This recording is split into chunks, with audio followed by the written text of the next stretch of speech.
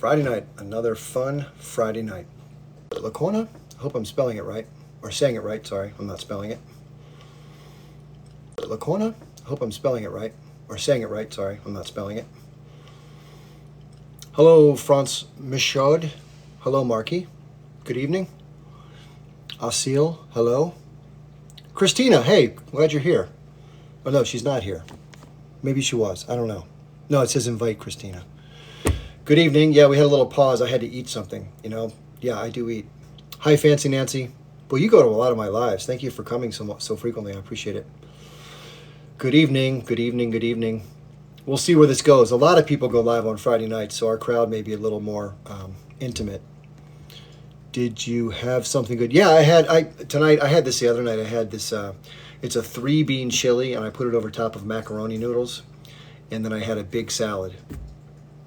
It was good. It was really good with some chopped avocados, some red cabbage, red onion, carrot, shaved carrots, red pepper, yellow pepper, and a bunch of like mixed greens. And with a little bit of like a vinaigrette dressing that I make. It just has a very little bit of oil, not much. I usually put a little bit in. It kind of helps cut the vinegar a little bit. Pure vinegar by itself is too harsh, right? Yeah, let's hope the ceasefire does come together. I think it will. Oh, good, Lena. Yeah, that's good. I mean, I also add some hot sauce because the chili was from Whole Foods, and you know, it just was kind of bland. So I added some hot sauce, which is why my face is currently leaking a little bit. But it was good. It was tasty. Yeah, stuffed peppers sound good. You know, I miss eating some of the animal products I used to eat because I liked all that stuff. It's just I had to stop. Just couldn't take it. You know, the thing is, when you say you love animals, which I do, like you wouldn't believe, and then I was like, you know, paying money for someone else to do, you know, I had to stop. Why do militias keep trying to bring U.S. into the? Well, it's not necessarily bringing it in. It's like punishing the U.S. for having its bases everywhere, right? Like somebody said earlier, I thought this was great. If you don't want your soldiers hurt, don't put them everywhere in our region, right? I think that's a good day. Somebody says I sound better today. You know, I don't know exactly. Listen, I'm always try to be contrite when something goes wrong and I do something that I'm not, you know, where I'm not my best. I try to be contrite and not be too, you know, exuberant about it. But, you know, I've kind of decided today, you know, it's like you have to put one foot in front of the other. You can't just always be weighed down by whatever it may be, right? And there may be other things you got to deal with along the way. You deal with it as it comes up, but, you know, so be it. And I'm sure there are plenty of people that would love to. It's funny, I just do this to antagonize these people, but I didn't go in as a guest, but I went by New York City Joe's live, if you don't know who he is. And he had all the same, he had Robert Callahan, the lawyer who, you know, did all this stuff. And he had some other guy who's really mean and vile. But they wanted me to come up. They wanted me to come up and, you know, like take a tongue lashing or worse. And I just started laughing, you know, laughing at these people are just. I've already sat through their brutal behavior a few times just to kind of show the world what's up with that.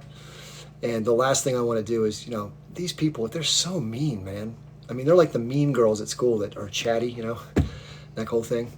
So, anyway, I'm always willing to have. By the way, if something's going to be on the subject and not personal assassination of character, name calling, all that silly third grade stuff, I'm more than happy to have anybody up to talk about anything, even if they totally disagree. In fact, I kind of enjoy that.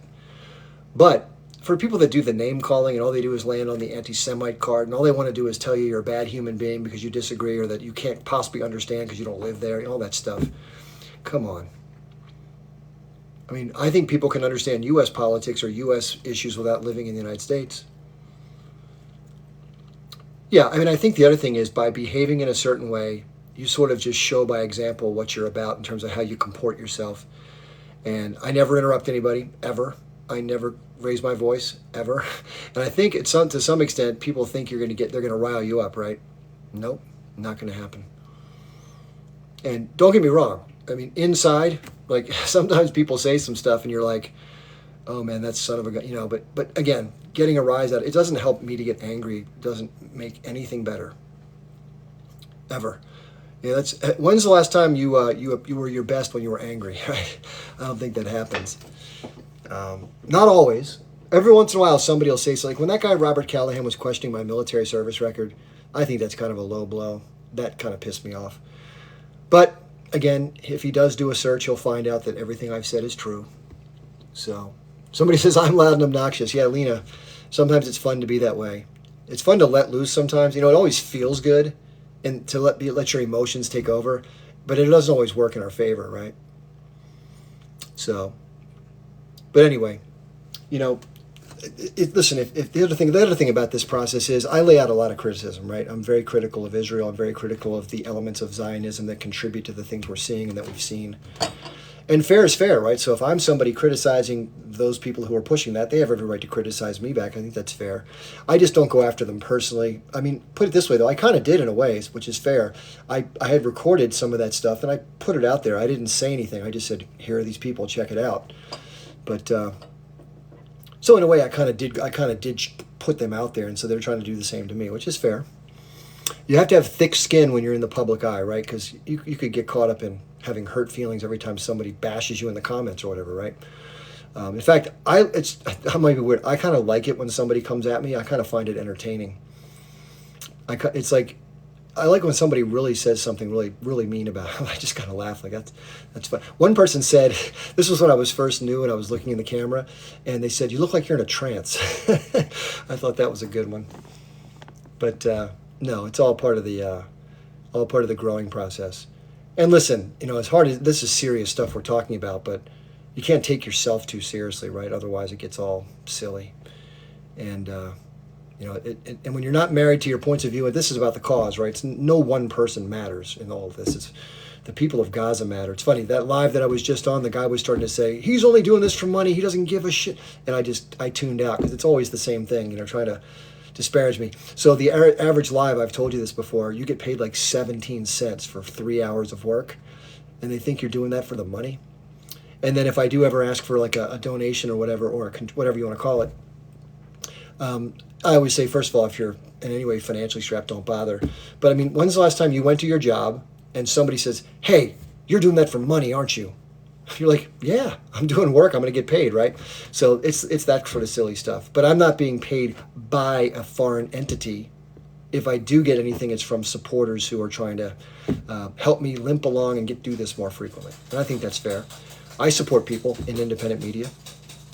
And I kind of look at it this way. I don't have cable TV, so the money that I would have been giving to the rich-ass cable company, I'm now giving a smaller amount of that to people I agree with who give me the real news, you know, which is awesome.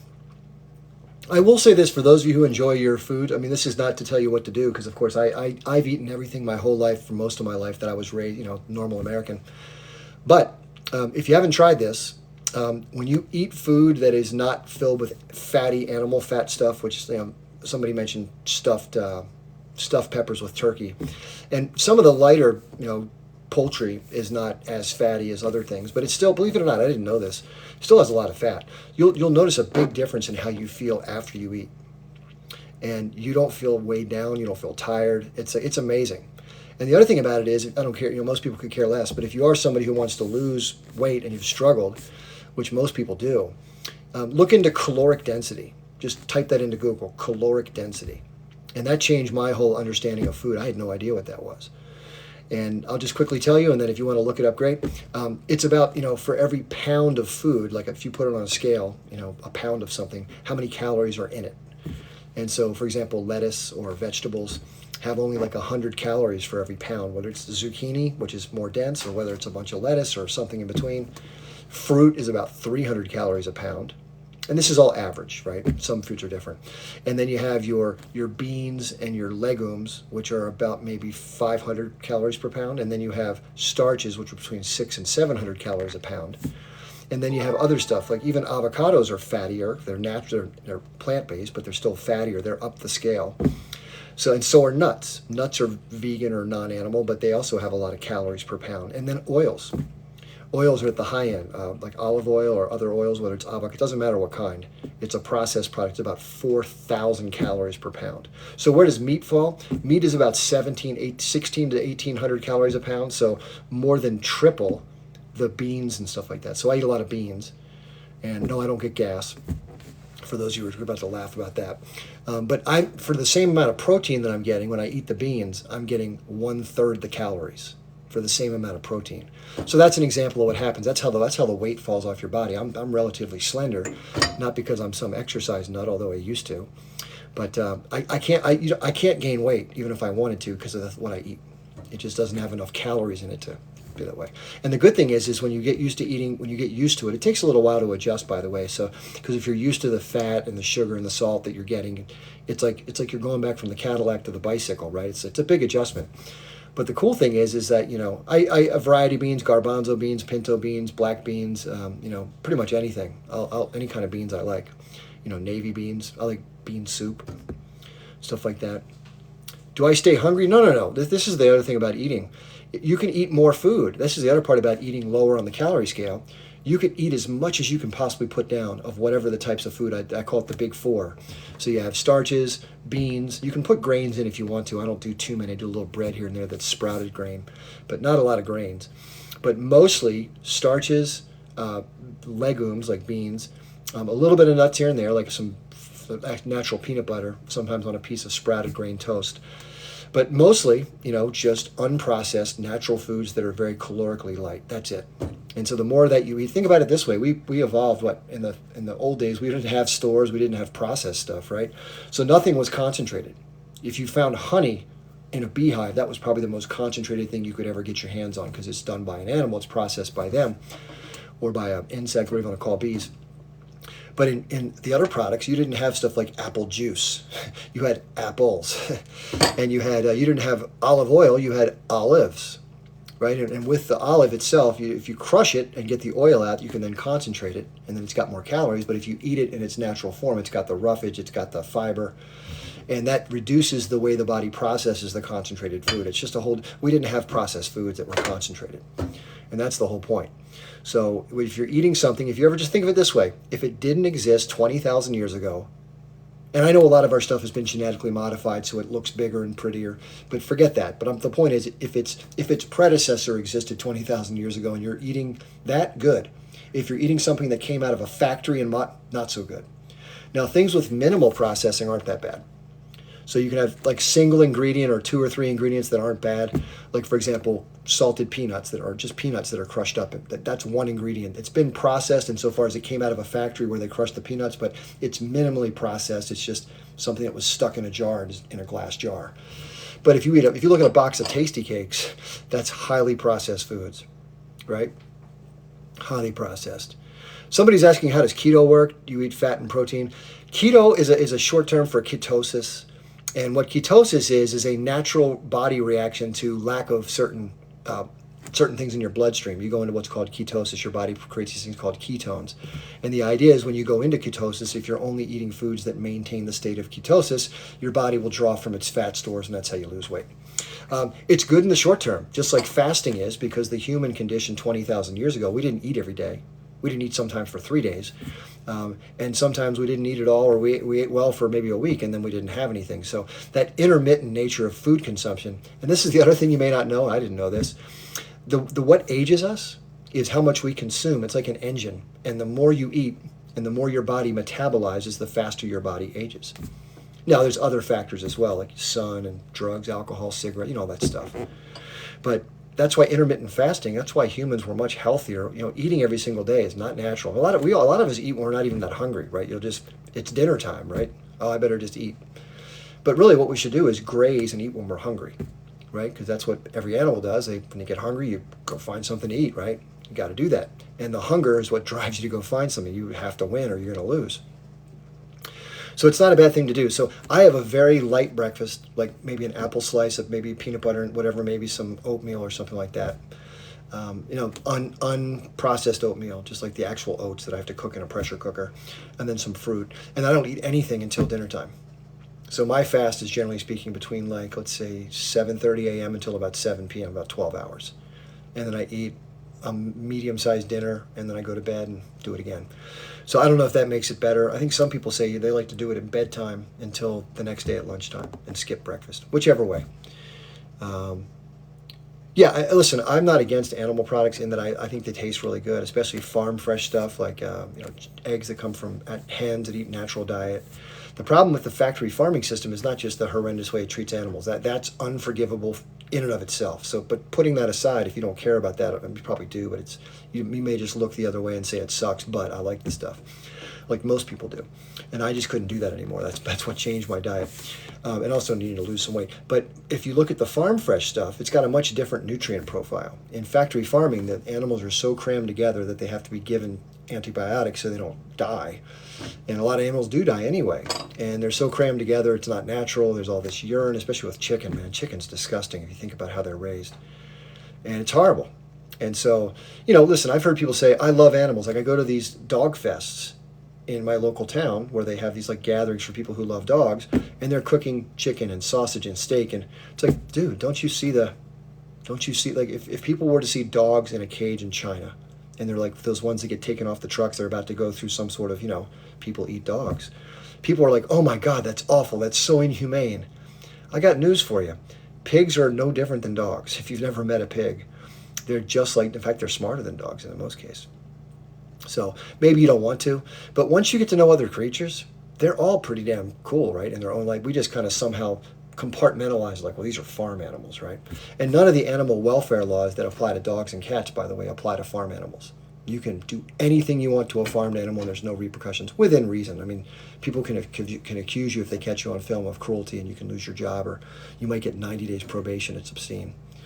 So, and just so you know, for those of you who eat halal or kosher, if you don't know, and I'll just share this with you, I'll try not to get too graphic, but the one good thing about the industrial food system that I like more than not is there are some rules as far as when the slaughter process occurs of how the animals have to be stunned or incapacitated, which I think is good. It's called the Humane Slaughter Act. It's in the United States. I have it elsewhere. But so let's take a cow, for example. If you don't know this, the way that cows are unalive, they have what's called a captive bolt gun. It acts very much like a normal, bang bang. But it's just got this little rod that goes out really quickly on compressed air, and it does the same, just kind of, and then the cow falls unconscious, hopefully. But if you're eating something that's kosher or halal, that's not how it happens. They're not stunned first. They're literally just exsanguinated, which means it's like what happens with ISIS, right? You've seen those videos where somebody pulls their head back, and that's what happens. Now that maybe there's a rabbi nearby or somebody who's a imam, or I don't even know who does it, but it's usually not even done that way. They just say it is.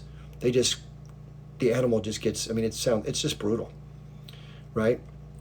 So, listen, I've as I said earlier, everything tastes really good. Animal products taste great, like butter and cheese and ice cream and steaks and pork chop, all that stuff. I like the way it tastes. But my point is this. You can't say you love animals like I say I love animals, and I can't then go ahead and pay for someone to do what I just described. That's just, just forget about the other argument. It's just completely inconsistent, right? What you should say is, I love some animals, just not the ones I want to eat. That's fair to say. But yeah, and by the way, I've heard people say that, you can argue all you want. I've actually seen video of it being done, halal versus industrial, and it's terrible. It's horrible. You can say it's the religious way to do it or whatever, but it ain't pretty, and it's much more suffering for the animal. So anyway, listen, you can believe what you want to believe, but I'm just telling you what I've seen. And it's not always done the same way with everybody, right? I mean, different people do different things in different cultures, but and listen, you can claim that you love the animal before you do what you do with it. You can find a way to balance that in your head, I guess. And if you have nothing else you can eat, then I don't listen. Let's talk about survival for a second. If you have nothing else to eat and you have to do what you have to do to survive, that's nature, right? I mean, no one can begrudge you for surviving. But if there are other things you can eat that you can literally get your hands on, my view is if you love animals, you don't have to unalive animals if you can find other stuff and get used to eating that stuff. Not everybody wants to, not everybody understands how to, or even thinks to do it. So a lot of different feelings there. Like something like 96% of Americans eat at least 2 servings of animal products a day. That includes vegetarians and, meat eaters. And fish is a big deal too, right? The whole oceans, it's so bad. And if you're eating farmed seafood, it's even worse because, again, it's all this combination of stuff. It's bad. There's no such thing as good modern industrial farming. It's got so many problems. Anyway, I didn't come to talk about that. We just got off on a tangent there. But we could talk about that sometime. Um, and people will make snarky jokes like, "I love this." Hey, good for you. And sometimes they'll make fun of people who call themselves vegans, and they're angry that animals are being taken, and they'll just make jokes like, "Oh, I love." I mean, whatever. So, but the cool thing is, you may never go down this path if you're somebody who just enjoys the status quo. You do you, but once you do break from it, you do feel better. You're not taking your money and paying somebody to do something. It doesn't change the system, right? Let's be fair. But every single person either creates demand or withdraws demand.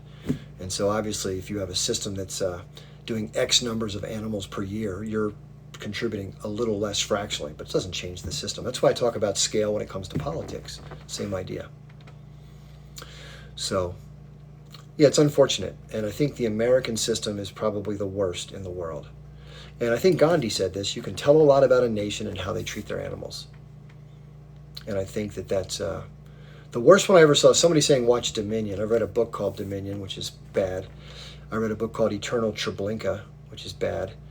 And then it was written by a Jewish American who was talking about that the animal system is way worse than what happened to her people in terms of quantity and frequency and devastation. That was her framework, not mine.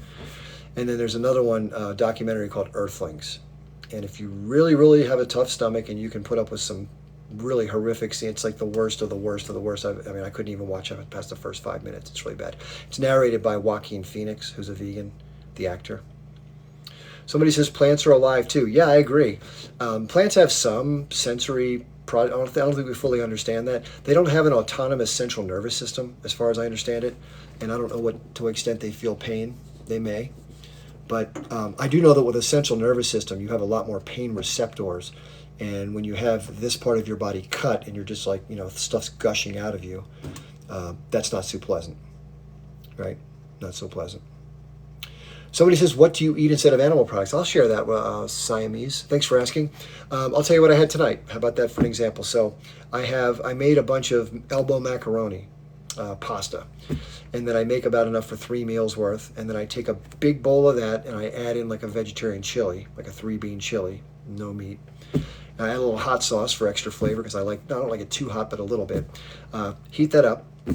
And then I made a big salad with a bunch of chopped vegetables, peppers, cabbage, broccoli, florets, carrots, a little bit of avocado, and a very low-fat dressing, very little oil, just a little bit, and mostly vinegar and mustard. And that is, I got to tell you, when you finish eating it, you're like, damn, you feel like you can go run a marathon. Not that I'm going to do that. So, and it's, by the way, my stuff doesn't spoil for the most part. I don't have much stuff in my freezer. I do have some frozen fruit that I use to make smoothies with, but I don't have any frozen food. I don't have any processed food in the freezer. If my power goes out, I could give a shit, right? I might lose some fruit. But most people have, $75 to $200 in their freezer that if the power goes out, they're going to lose it, right? And also, things don't make you sick for the most part. Some things if you leave them there for months after months, but most of the food I eat keeps longer because it doesn't have all that bacteria from the animal products, cooking over. So I don't eat a perfect vegan diet, by the way. For those of you who eat vegan, I'm not a perfect vegan. Like I've had some butter before, and occasionally I might have something, a cookie that has something like egg or something like that. But and I still have some clothing. I have some shoes that are still made of leather, which you're not supposed to have. I just haven't thrown them away. But there are people that are very strict, and I say good for them. They completely clean their whole wardrobe out, and they just change their friends and all that stuff. And some people get very militant about it, as you probably have seen. I'm not trying to shove it down your throat, but some people get angry at people who, I'm not angry at anybody because I used to do it myself. How can I get angry at anybody? But the point is, it is, believe it or not, you can still eat a healthy diet that has animal products. I'm not making that claim because it's just, listen, it's protein, carbohydrates, and fats mixed together with, how we live our lives and all that stuff. But there are higher levels of fat, and it depends on which animal products you go with and how often you consume them. That creates potential problems in our circulatory. Not everybody, but we get plaque in our arteries from animal products and certain amounts of fat and cholesterol. That it's literally biologically dependent because we have a lot of individuality. Some people can run and exercise and they still have high cholesterol, and they typically eat a lot of those foods. And so what they want to do, like I have friends that they have these problems. They have diabetes and high cholesterol, and they don't want to change what they eat, so they take pills from their doctor that counteract the problems that their eating does. My point is, why not just eat differently, right? But food is pleasurable, right? Let's face it. We all have emotional lives, and some people are really beat down, and you just feel like life's against you. And what's one thing you can have? You can come home and eat something that tastes really good, right? To kind of take the edge off your life. So a lot of people eat that way. And I like to enjoy stuff once in a while too. You can always have whatever the hell you want. But for most people, it's an emotional crutch. And it's not a weakness. It's just high fat, high sugar, high salt. Or those foods are, we naturally crave them. And why is that? Because in our biology, our evolution, we never knew what we were going to eat next. So we're naturally inclined to go after the most energy dense foods so that we didn't know it'll give you enough energy to go, and you'll put stores of fat on so that when you don't have something, you can work that off through ketosis. That's why. But the problem is when you have an omnipresent food environment with very high, caloric foods, you just pack it on because it tastes better. It's got a better flavor profile and it's very calorically dense, and your body stores it as fat like it's supposed to. And that's why people get overweight. And there's certain types of fat that's worse than others. If you have the subcutaneous fat where your arms, that's no big deal. But when it gets in your thoracic cavity, your visceral fat between your organs, and it starts to get into your liver, something called fatty liver, that's deadly, really bad for you. And it also messes up your pancreas. It messes up your ability for your muscle tissue to discharge certain things. There's something called something intercellular lipids or something, that your body just can't store the excess sugars, and so it puts it back in your bloodstream, which is what causes your blood sugar, so you have to take insulin to even it out. Anyway, I've read so much about it, and there's still a lot of conjecture. You can never, nutrition is such a crazy deep subject, right? And I don't think there's one right way. So, but if people are asking, the reason I did it was twofold. One, I was just tired of myself being a hypocrite, and two, I was like maybe 25, 26 pounds overweight at the time I did it. And I was like, enough. I was just like, I've had it. So I just did it. And the cool thing is you don't have to exercise. I walked. I didn't do any like really rigorous exercise. You can do that. It helps, but you can literally walk briskly or just walk some minor hills like you walk your dog or whatever you do. And that's all you have to do. But you can't, if we sit on our ass 24/7, let's face it, it's hard to lose weight, right? You said I was making false claims. I don't know if you're talking to me. I didn't say anything about that to anybody. Somebody says, I've been vegan for many years. I've heard it all. When you say you've heard it all, I'm not sure what you mean by that, but I've listened on YouTube. You can hear it. There's like 35 different people who think their version is the way to go. Like, there's no way to go. There's different ways to combine different foods, raw foods, cooked foods. There is no one path to Rome. There's a lot of avenues, but the bottom line is we all need certain things, certain nutrients, certain minerals, certain stuff. And some things you can't get from a vegan diet, typically, like vitamin B12 is one of them, which is actually a bacteria that normally is consumed by, if you have fruit or if you have vegetables that are grown in a place where on the ground it gets dirt, it's actually good for you not to wash it off because you get some of that. But animals consume it through the grass and the ground that they eat. And then when we eat the animal, by the way, a lot of farmed animals now, they get injected with it because they're never outside. They don't get it from the ground. So if you eat pigs, there's no B12 in a pig anymore because they're kept in these concrete sheds. It's absolutely, anyway, I can talk about it all night. I'm not going to. So let's see, we have two people in the guest queue, and we have Lena, and I think the other person may be NYC Joe. I'm not sure, but I think Joe wants me to take me to the principal's office. I think that's what he wants to do. How are you? Okay, how are you? I'm good. I just came up because we're talking about this salad, and I have to show it to you. Please, let me make you bigger. Hold on, let me make you bigger. So it's There you like go. exactly what you said. I add kale. I don't care for lettuce because kale keeps everything really crispy. So I added little broccoli, shredded You have couscous. You have carrots. couscous there, don't you? Actually, it's not. It's What? cracked wheat. Oh, cracked wheat. Okay, it looks like Yeah, couscous. and it just gives it a little crunch, right? I put like half a cup shredded cabbage. I put cucumbers, cherry tomatoes somewhere, and I also use the vinaigrette thing with a little olive oil and salt. And this is such a meal, and it's so filling, and it's just so tasty. I love tangy salads, so this Well, was like my dinner. I like parsley. I didn't have any. I like green onions. I didn't have any. But I call this a garbage salad because you literally can put whatever you want and, you know, and it's so yummy. Oh, you know what? I do like chickpeas too, to add it sometimes. Yeah, they're good. Chickpeas, and yeah, it's just a nice little Yeah. salad. Looks good. Thank you for showing us that. What? So is that red Sure. cabbage or what is that? Yeah, it's red cabbage, shredded red Mm, cabbage. looks great. Yeah, it's really yummy, healthy. But I was gonna say something else. It's kind of like off topic, but because we're not, well, it is actually on topic, but Yeah. like when people don't eat meat or they take away all that processed stuff, all the not non-healthy things. Yeah. I worked with a French oral surgeon. This man literally didn't eat anything processed, right? He was super healthy. He told me he wouldn't use shampoo or body wash or anything because his body just didn't give off any odors. This man was so like healthy and clean that he Hmm. literally, when he showered, he said, I don't use shampoo or soap. Yeah, you don't need So to. You don't if need. You anyone don't need. wants to like get into that, I would really like to know what you guys think about that. But I guess it's whatever you eat, right? If you eat something and it gives off, you know, if it's not clean, then I don't know. I don't know what I'm trying to say. But if you somebody said hard pass. I know I can't live without my body wash, okay? Hard pack, yeah. Yeah, there's all sorts of natural soaps you can make out of like lard and stuff like that and lye.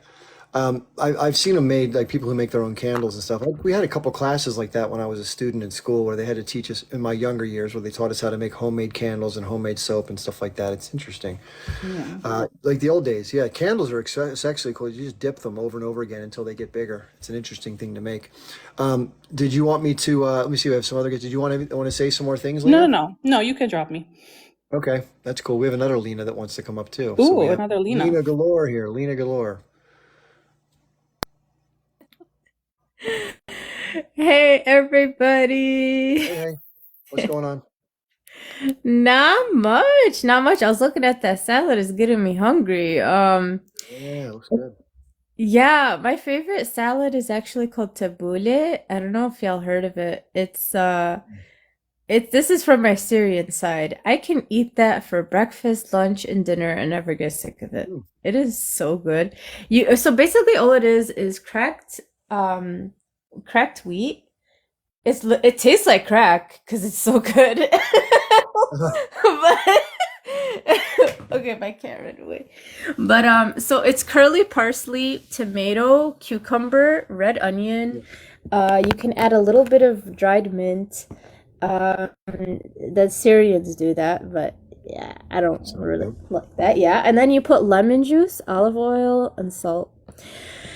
Oh my God, you guys, I'm obsessed with tabbouleh. Like, I think I'm motivated now to go make tabbouleh. I have to go to All right. So, Lena, real quick, restaurant. I can understand that someone in the audience said, let's not make this into a food show, please. I'm sure people came here to talk about some other things, but it's just talk about different stuff from time to time, right? I think so. Yeah. Just to keep it mixed up. But yeah, well, we don't have to talk about veganism or other food the rest of the time we're here. I'm sure some people are like, dude, enough of this crap. I get it. Yeah. So, Yeah, I mean, I think it's good to take care of yourself physically, not just mentally, but your health shows the way you take care of yourself physically is going to show outwardly. I mean, yeah, that's something we hear a lot, but it is so true. You are what you eat, right?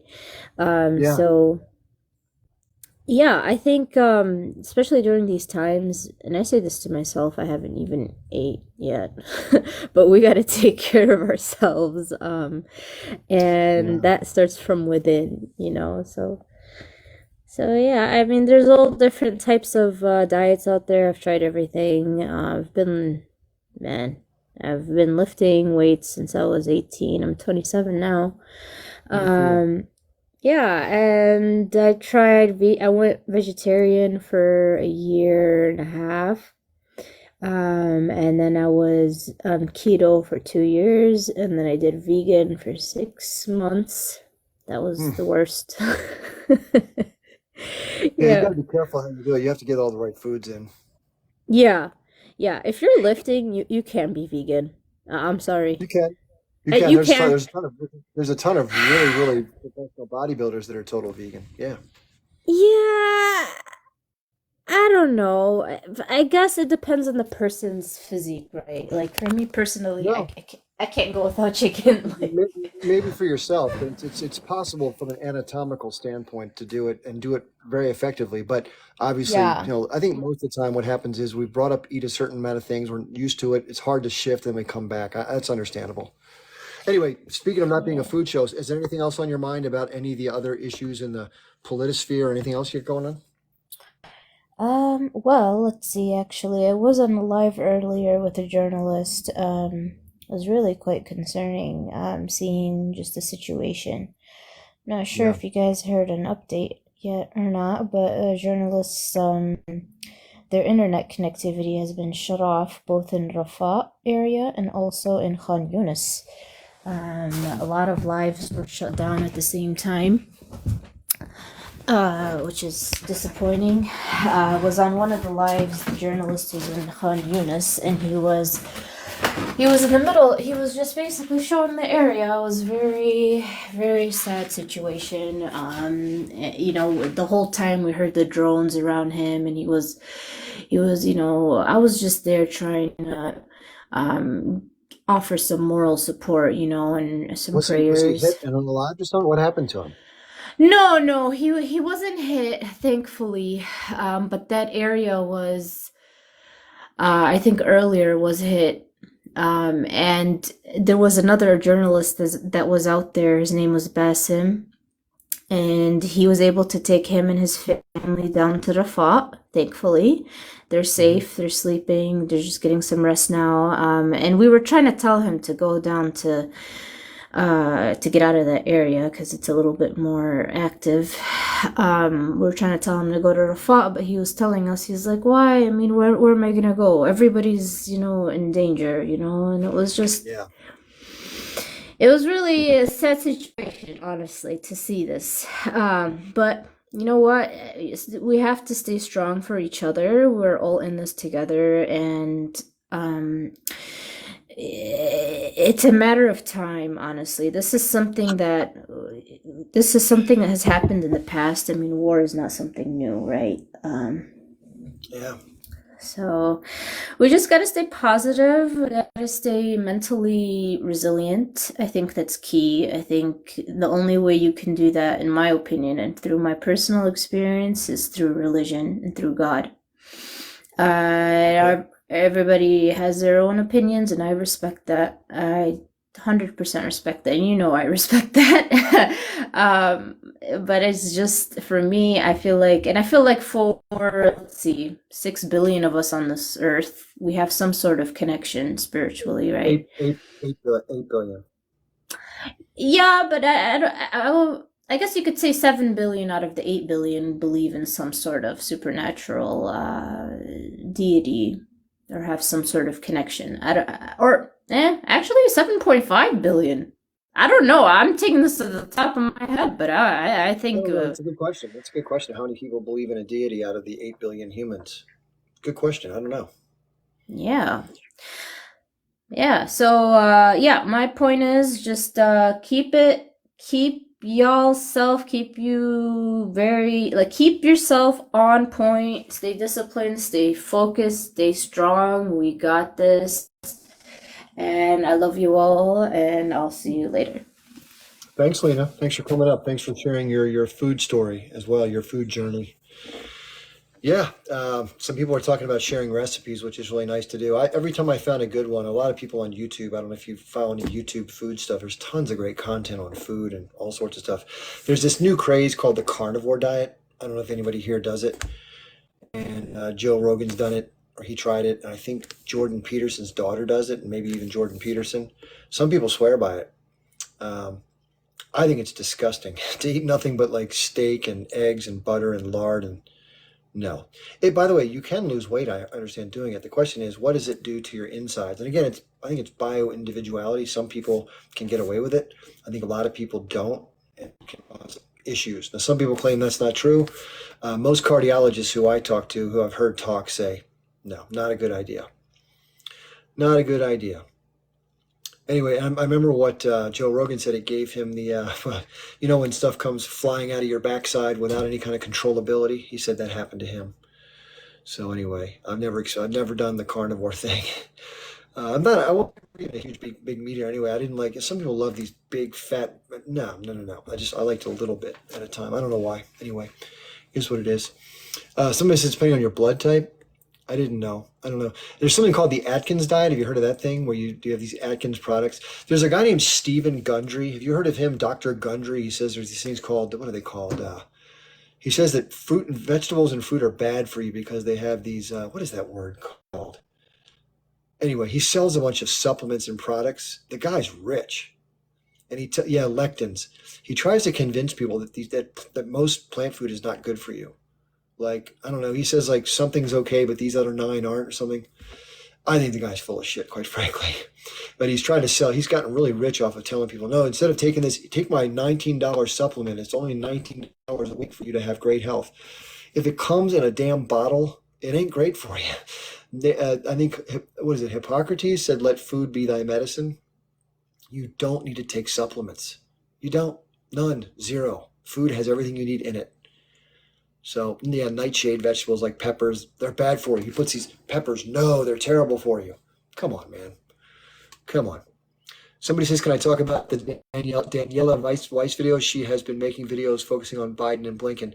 Yeah, Daniela Weiss is a very ardent and outspoken proponent of Zionism and of settling what she calls Judea, Samaria, and beyond, the greater Israel concept, Eretz Israel, as it were. And so I've seen her interviewed. Somebody says she's been doing more videos lately. I saw one on TV. But she very nonchalantly says, the Arabs, like, they'll go away. They'll go somewhere. Someone will take them. Like, just what? So anyway, she's that kind of person where she thinks she deserves everything. And it's just, there's not even a conversation to be had about it, right? So you can look her up on the internet. You'll see plenty of videos of her talking. But she has this sort of delusional arrogance, in my opinion, about what is deservedly hers or her people's or something, and that she's somehow these chosen. It's this whole thing about being chosen and being superior, and it's not even worth questioning. Of course, what's the question? Somebody said, don't you think it's kind of controversial that you want to have all this? Wouldn't it be bad for Israel? She's like, I don't see what's controversial. It's our territory. What do you mean controversial? Yeah, but tens of millions of people are living there. So what? It's ours. It's land for the Jews. Like, she doesn't even acknowledge the fact that there might be world war around trying to take that land or whatever. And she just believes it's God's will. She can have whatever she wants to believe, but I think people like that are absolutely crazy, selfish, delusional, and crazy. Anyway, you can look her up. Chomsky warned us about intellectuals. I don't know what that means, Pity, 44B. I don't know what that means. Somebody says, the absolutist, I can't believe he cried over the hostages, but not over Gaza, if I said that right. And by the way, I've been terrible at trying to pronounce that properly, so that was my first real effort. A lot of people only seem to care about the Israeli side of this thing. Like, they don't really, they might say in passing, but a lot of people just don't care. We've heard some statements. I saw somebody who did a video on TikTok that talked about these physicians that are around the country, and they're like board certified cardiologists, and one was a pediatric surgeon. And they started saying, like, there's no such thing as a child that's not complicit. There's no innocent children in this thing. Like, what? What does a 3-year-old have to do with any fighting? None. I mean, come on, dude. That's some pretty crazy stuff. Somebody says, I like your hair like that better. This is called being outside playing with the dog, and I don't know. I don't pay much attention to how I look. Somebody says it's blatant racism. That's why they don't care. I think it's fair to point out that there does seem to be some sort of supremacy in all the things that they say in terms of how they look at Arabs. That's what it seems like. Also, in terms of inside their country, it's non-Jews, but not only non-Jews, it's Jews that are non-Zionist. If you haven't seen videos from like Jerusalem, inside they will beat their own citizens who don't support or who speak out against Zionism. They'll just beat them, like out in the street. They hate them. So it's like there's this one side, there's this monolith that's like, we support Israel to the death, or whatever you want to call it. And anybody who doesn't support that at that level is a bad person, right? They're a self-hating Jew, they say, which is absurd, right? And how can somebody who's Jewish be anti-Semitic in terms of how the word is used in their culture and in the international vernacular? How can somebody who's Jewish be anti-Semitic? It doesn't make any sense, right? Oh, they're self-hating. They don't know what they're talking about. They're propagandized. No, there's somebody who can read and learn and understand and see something that's unjust and speak about it. That's what they are. So I don't know how somehow it got translated that what could happen in World War II to Jewish people, which was horrible, could somehow, the same approach in the initial stages, very similar, by the way, how they can turn around and do that to somebody else. Norman Finkelstein talks about it a lot. He said, the legacy of my grandparents and my parents having been lost in the Holocaust, I'm not going to do the same thing to another group of people. That can't be used as an excuse or a get out of jail free card to do the same thing to somebody else. And I think that's a fair point to raise. And I'm glad people like Norman Finkelstein, who happens to be Jewish, obviously, he says, listen, it doesn't matter. Zionism isn't Judaism. And I talked to somebody on the live, a guy named Z.E. Silver, I think is his name. I actually like the guy. I think he's a smart and articulate and knowledgeable person, and he's polite, which I really appreciate that. But he has different views on this, and he talks about, he thinks that Judaism and Zionism are inexorably linked together because of the coming back to Zion is the whole concept of what Judaism is supposed to do. I don't see it at all that way. I see it as being a political aspect of people from Europe who wanted to basically have their own place in Europe to carve out in Palestine. And it's a settler colonial based movement that doesn't have anything to do with religion. It's without theism or atheistic. And yeah, Brian Mast, if you haven't seen Brian Mast, somebody's mentioning Brian Mast. He's a member of the House. I think he's Republican from Florida. And he lost both of his legs, obviously. He stands on prosthetics. But there were peace activists in the White House or in the halls of Congress that were trying to get him to explain to him what's going on.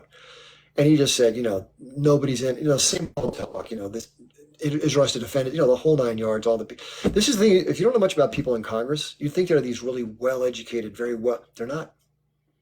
They're not. Many of the people in Congress, they watch MSNBC like anybody else, and they think that what they're watching is true. I'm not kidding you. They're dumb as a stump in some cases. And when I say dumb, they're not that they don't have any intelligence, but their awareness is pitiful.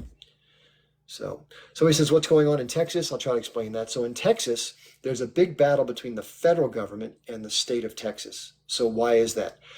One of the places where immigrants enter the country without being processed through the legal channel, so they call it illegal immigration or illegal aliens. There's a lot of conjecture as to how many people have been getting through the border, both in Arizona and in the United States and California, where the border is. But California is rarely the problem because there's legal pathways to do that with it. That's very well inspected. But where people can really come across the border and kind of get into the United States without going through a border crossing, that's what's been happening. And the question comes down to the Texas government. Governor Greg Abbott has been deploying his own resources through his sheriffs and stuff like that to put up like wire, like literally barbed wire and concertina wire, which is that really sharp stuff you see on prisons and the military, to keep immigrants from being able to crawl in, like literally keep them from coming in. And the federal government's telling take it down. There's like this state versus federal government tug of war. And the argument is, and a lot of people in DC are working on impeaching the Secretary of Homeland Security, Alejandro Mayorkas, because they're not doing their job. Whether you agree with immigration or not, no matter, a lot of people are coming in, and a lot of people not just from the typical channels from Central and South America, where maybe just most people that came in were Central American, Guatemala, Honduras, El Salvador. They were fleeing political violence, and makes sense, right? However, a lot of the people coming now are flying into Mexico from other places throughout the world and then coming in through the U.S. southern border, and mostly military-age men. I mean, a lot, like way more than usual, from all sorts of places across the world. It just seems odd, right? And you got to wonder, why are all these huge concentrations of military-age men without families or women or any of that stuff coming in? Like, what the hell? And why is the Biden administration letting them come in with seeming like a floodgate, right? And that's a good question. I don't know, but people are pissed. And I think it's a fair thing to have standards of immigration. I'm not against people who want to find a better life getting in. That's how most of us came here. And I know that can be kept as if you have only people coming through the formal channels, it takes forever to become, let's face it.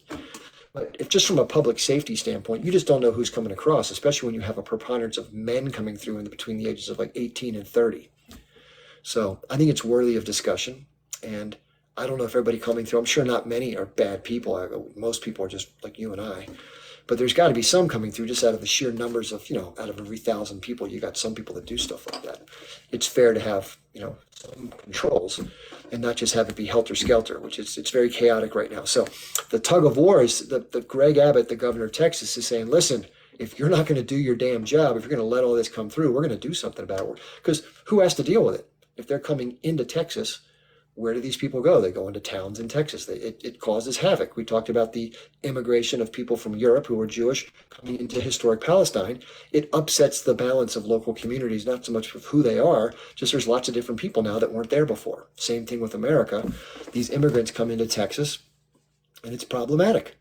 You have to have social services. You got to get people a place to stay. They got to have something to eat. They got to do something during the day, and if they have idle time, you have people crime and crazy shit happening, right?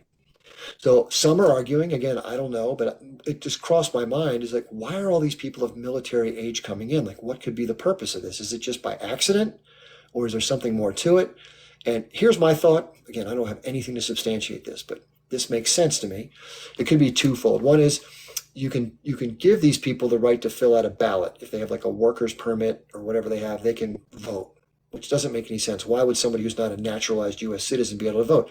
People can vote. I don't know what the hell happens. I don't know exactly what the state rules are, but a lot of times they can cast a ballot. So I think the Democratic Party feels like because they're more immigrant friendly, that will add to their rolls of votes in key states. They can ship people off, whatever. Who knows? But the second thing is, and I think this is even more alarming, and this is, hopefully I'm wrong about this, but I believe that there are many smart people in this country that see what's coming in the next 5-10 years. I think things are going to get very, very different in the United States in the next 5 or 10 years, maybe 15, I don't know, maybe sooner.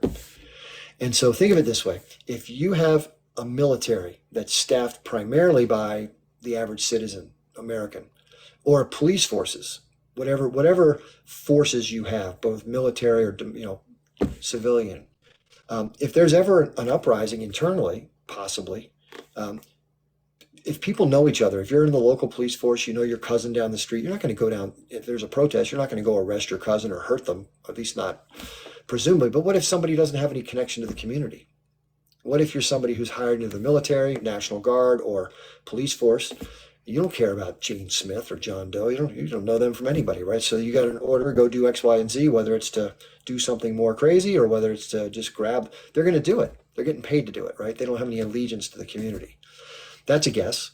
And then if you add in the fighting force, we have a really hard time recruiting right now, if you don't know. Our military is woefully inept. We have to lower the standards.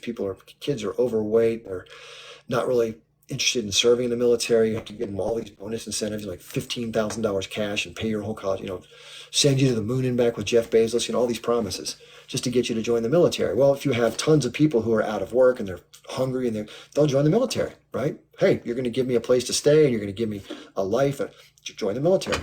So maybe there's that too. You add all those things together and it's just not so great, right? Potentially.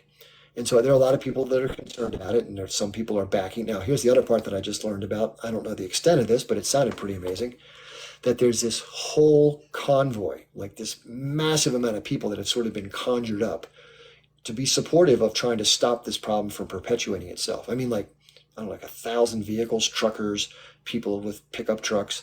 And I've not seen it, but this is what I read about.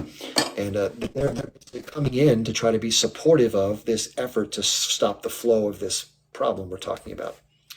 So I don't know if that's true, but it's almost like the Texas governor is not going to bring out their National Guard. They're bringing out all their concerned citizens who are willing to come out with their, the things they have that, fire things. And by the way, more Republicans have those things than Democrats, which is a good reminder for Democrats not to start a civil you-know-what. But, we'll see what happens. I'm interested to see how it plays out. This is a typical states' rights issue versus federal government issue, 10th Amendment thing. And who knows? The 10th Amendment says all the powers not held by the federal government are enumerated to the states, or withheld by the states. I think that's withheld by the states. So who knows what's going to happen, but it seems like there's going to be a butting of the heads if something even hasn't risen to that point yet. And it's like a game of chicken. Who's going to back down, right? Is the state going to back down, or is the federal government going to? And there's these federal border agents. It's got a federalized border. It's part of Customs and Border Enforcement. It's part of the Department of Homeland Security. And in Congress, because this guy Alejandro Mayorkas has not been enforcing the law there, the Republicans in the House have been trying to impeach him. And it's a two-step process to remove somebody. You have to first impeach them, which is a vote on somebody's competency. And then if they get impeached, it goes to the Senate for a vote of removal. So just like with the president, it also can be done to other officials.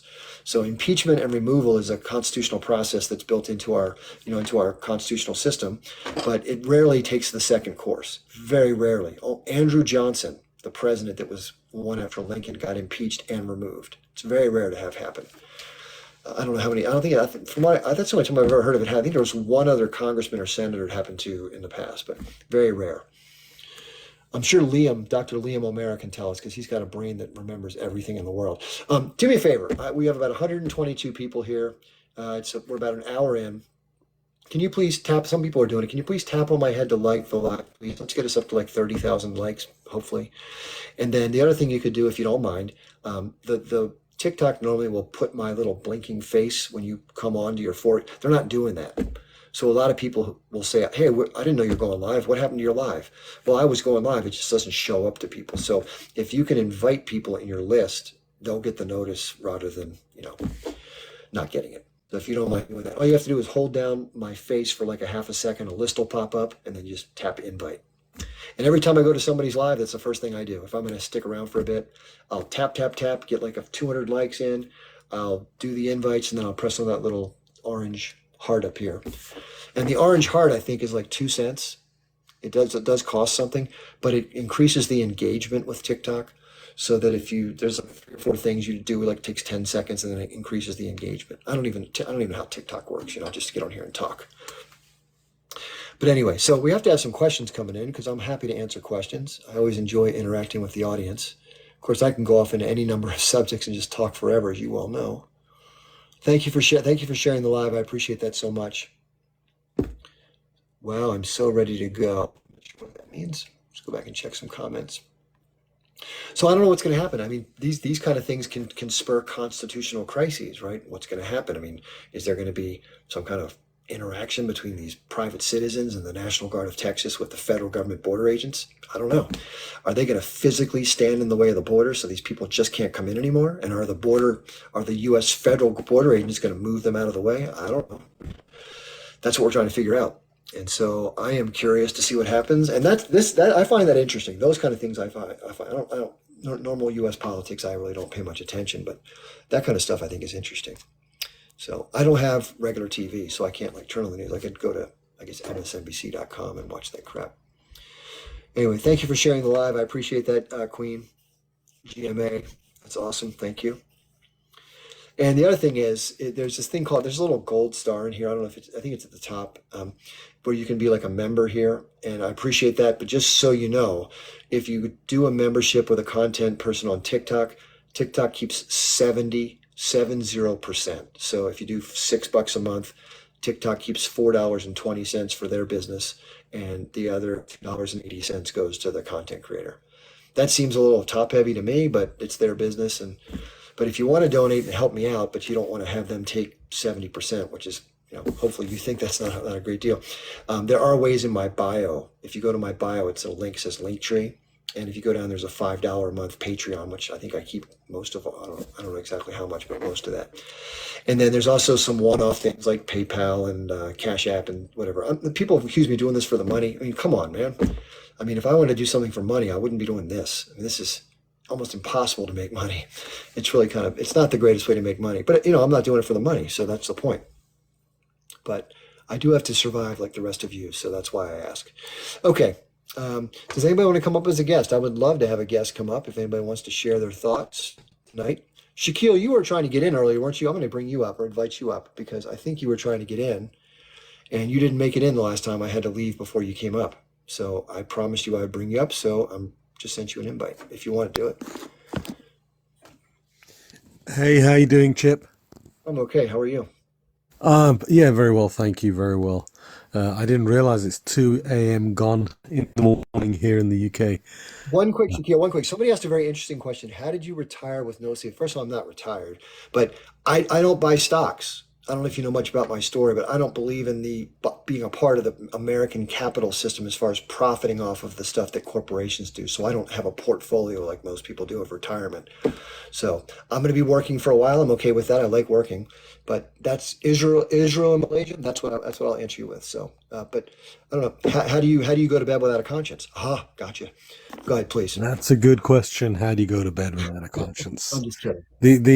Well, no, it's not. It's not really kidding though, is it? It's a serious question that is, because there's a significant percentage of the population who wake up and go to bed and they have zero conscience, but they have this great affinity with the oppressor, and it's mind blowing.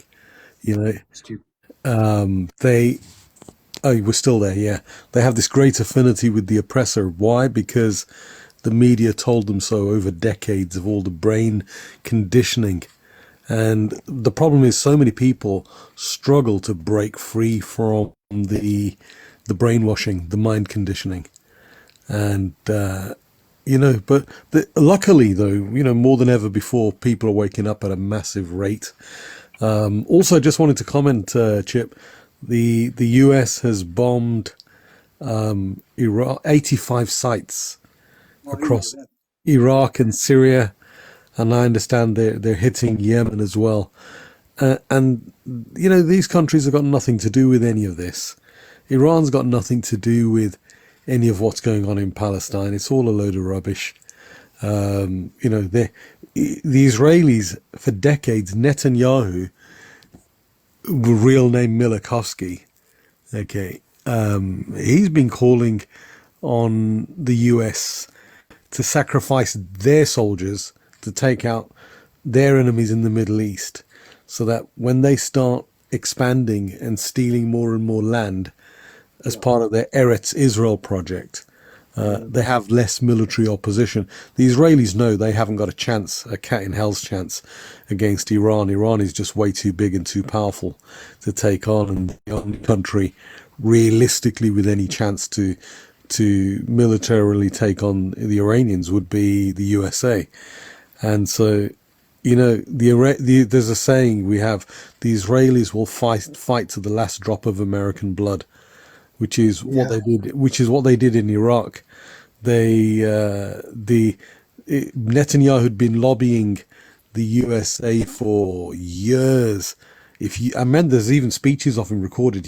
Take out. No, if he said, if you take out Iraq, there'll be such positive reverberations, he stated. Yep. And nothing positive came of that, other than 1.5 million dead Iraqis. The Iraqi economy, a beautiful jewel in the Middle East, totally decimated and destroyed. And, hundreds of thousands of soldiers were neutralized and turned to toast for absolutely no reason. There was even the one incident, you might be aware of it, where there were something like 80,000 retreating Iraqis were incinerated in a day. Well, I remember I was there. You were there, yeah. In fact, the I first Gulf was War, you I was you were right there, next to the road that happened on. Yeah. yeah. And those Iraqi soldiers were retreating. You know, I mean, and a lot of them weren't even armed anymore. They were just heading back, and Yeah. they were incinerated. And anybody who's seen the footage of that, they'd just be horrified. All of this was at the request of the Israelis, the squatters, because they wanted their enemies taken out one by one. And Wesley Clark, General Wesley Clark, he spoke about that. 7 countries to be taken out in 5 years, and Iran would be the last. And it's taken them a hell of a lot longer than 5 years. It's Yeah. been spreading over 20 plus years, and this is still going on. I don't think I don't think the US is going to attack Iran. I think the stakes are way too high for them. I think we've had this conversation before, where the Fifth Fleet is so exposed to Iranian missile fire that they'd sink it in a day. The Iranians are so well defended. They've been Iran has been planning and preparing for 40 years, since 1979, and Yeah. they're incredibly well defended there. It's asymmetric warfare. They don't necessarily have the might and the power that the US has got. But you know what? The US has got no reason for Iran to be an enemy. Imagine this world where the US was a friend and an ally to the Middle Eastern nations. Imagine the amount of trade that could be done, the wealth that would be generated. Yeah. Okay, rather than creating enemies. Before the Zionist entity was invented out of thin air. Okay, Hold on the, one second, Shaquille. Somebody named Ghost Raider says, did he just say Iran is well defended? Nah. Can you please explain how Iran is well defended so that Ghost Raider understands why you said that? Iran is incredibly well defended. They first of all, they've got the S-300 system. They've also got their own version of the S-300. This is the Russian air defense system. They have their own version of the S-300, which the Russians have stated is actually better than they've upgraded the S-300. They don't have a phenomenal air force, but they've got a whole fleet of F-14 Tomcats. Those Tomcats are still considered highly deadly aircraft, very effective aircraft, and they bought 79 from the USA.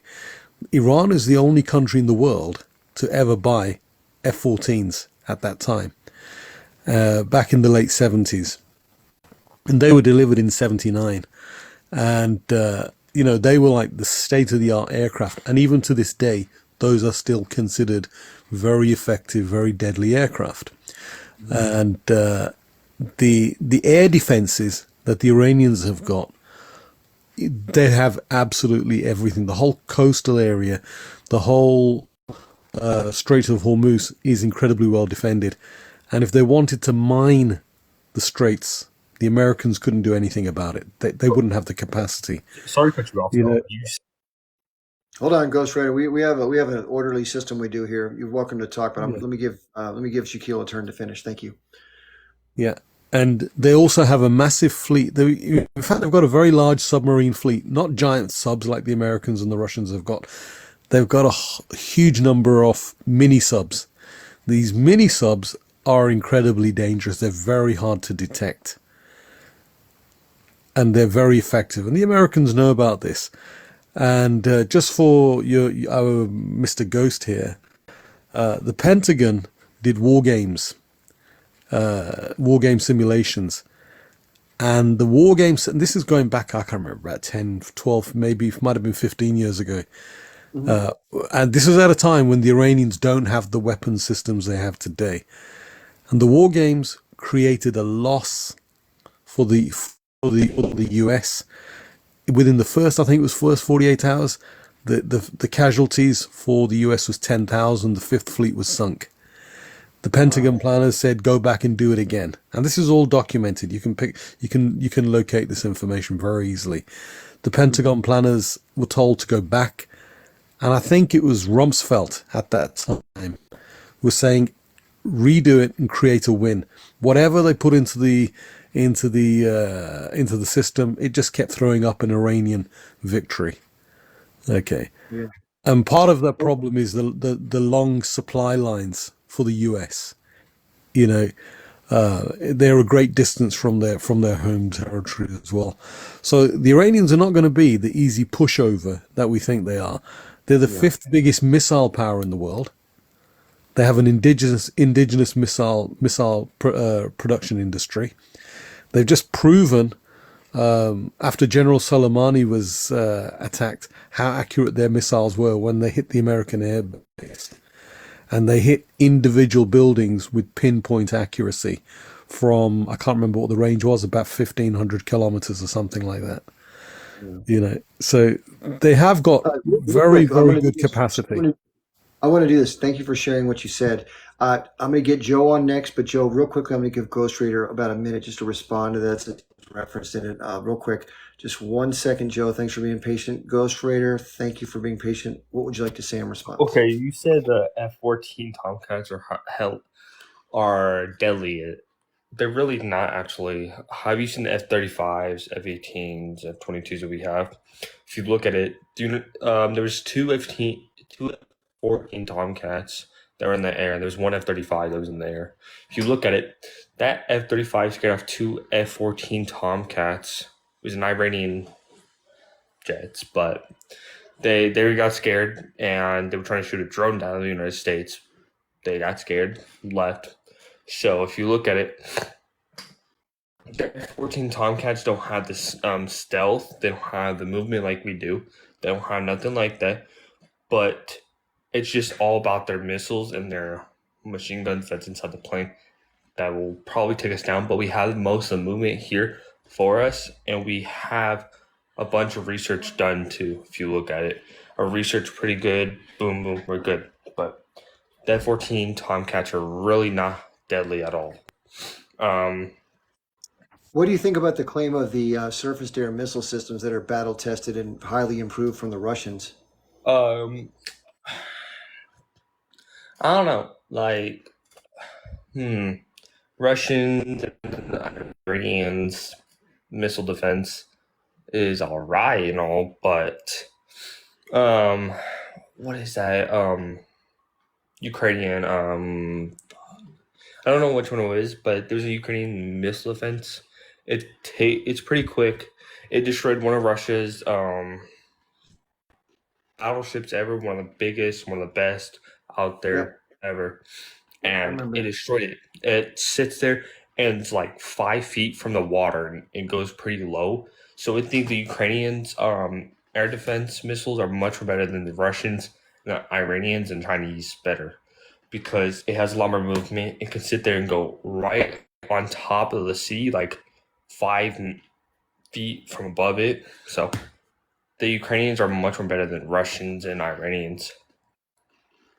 What are the munitions? Is this American supplied for Ukraine? I mean, I'll tell you what. Let me do this. Joe's been waiting. We'll get right back into it. Give me 1 second. Let me let Joe come up, and then we'll reignite that fun conversation about military death equipment. Yes, Joe. How are you?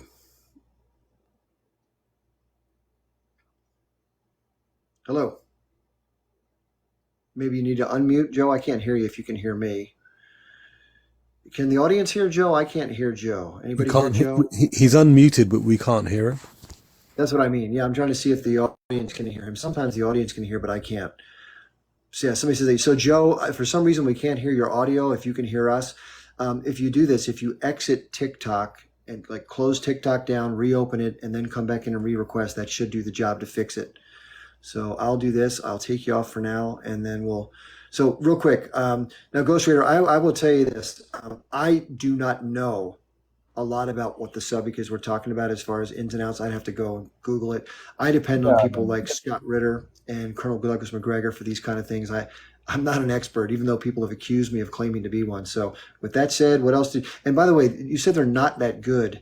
I mean, that didn't sound like necessarily a very clear point of differentiation. What do you mean by not that good? If you look at the Ukrainians, like this is the Ukrainians that they invented. They invented it. It was not the U.S. supply at all. Like their air defense missiles. It's okay. So there's 4 tubes on a truck, and it has lid on top of it. Once they click a button, the tubes pop off, and they just launch a missile. The missile goes and maneuvers around buildings, maneuvers around everything, right? But it sits there and can be like 5 feet from the sea. Like it's pretty low down on the sea.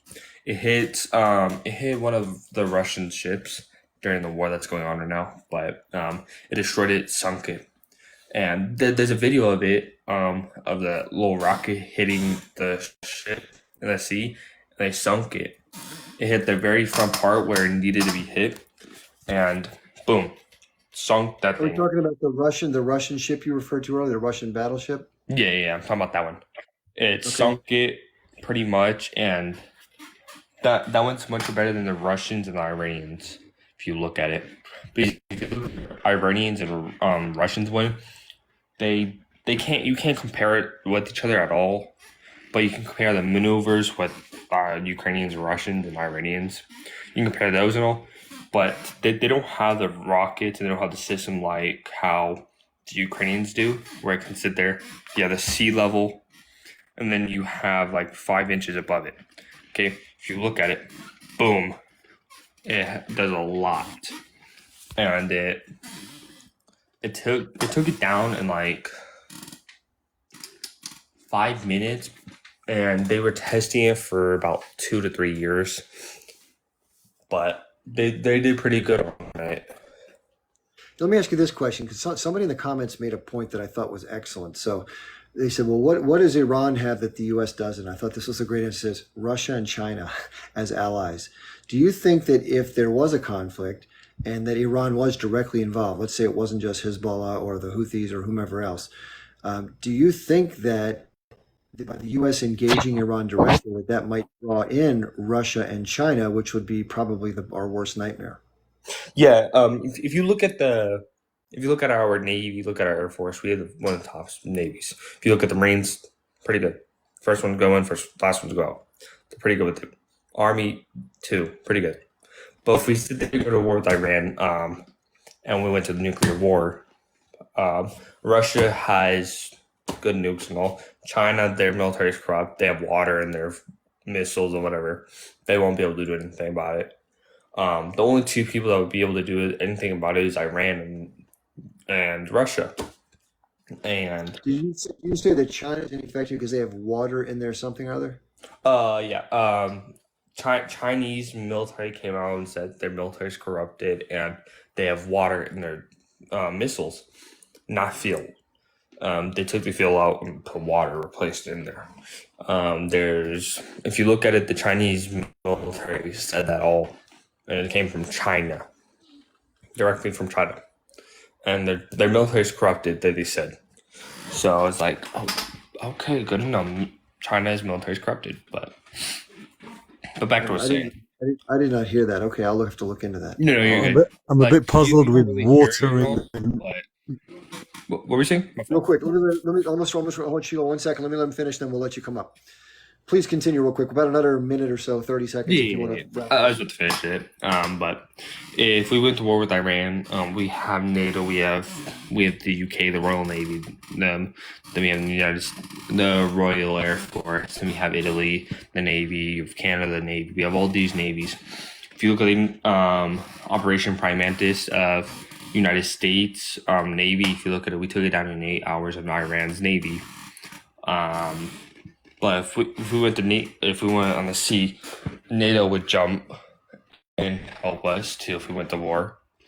But most likely, if we went to like air missile defenses and all that stuff, most likely Russia will hop in too, and they would sit there and use missiles too.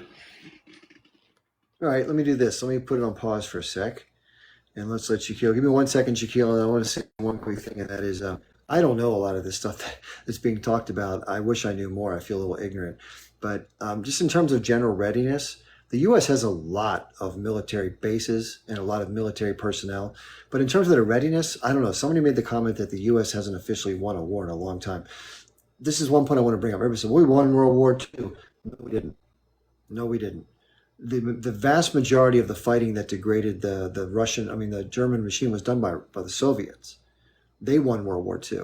We were ancillary in the Pacific, and we happened to drop the two most unnecessary weapons that have ever been dropped in history, not once but twice, on Japanese cities, which was horrendous.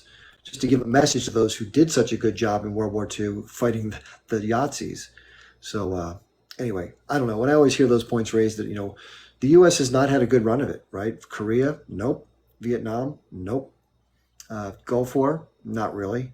The first Gulf War I was in, we basically just pushed somebody back. It was more like a little swatting of a flag. We didn't really win a war.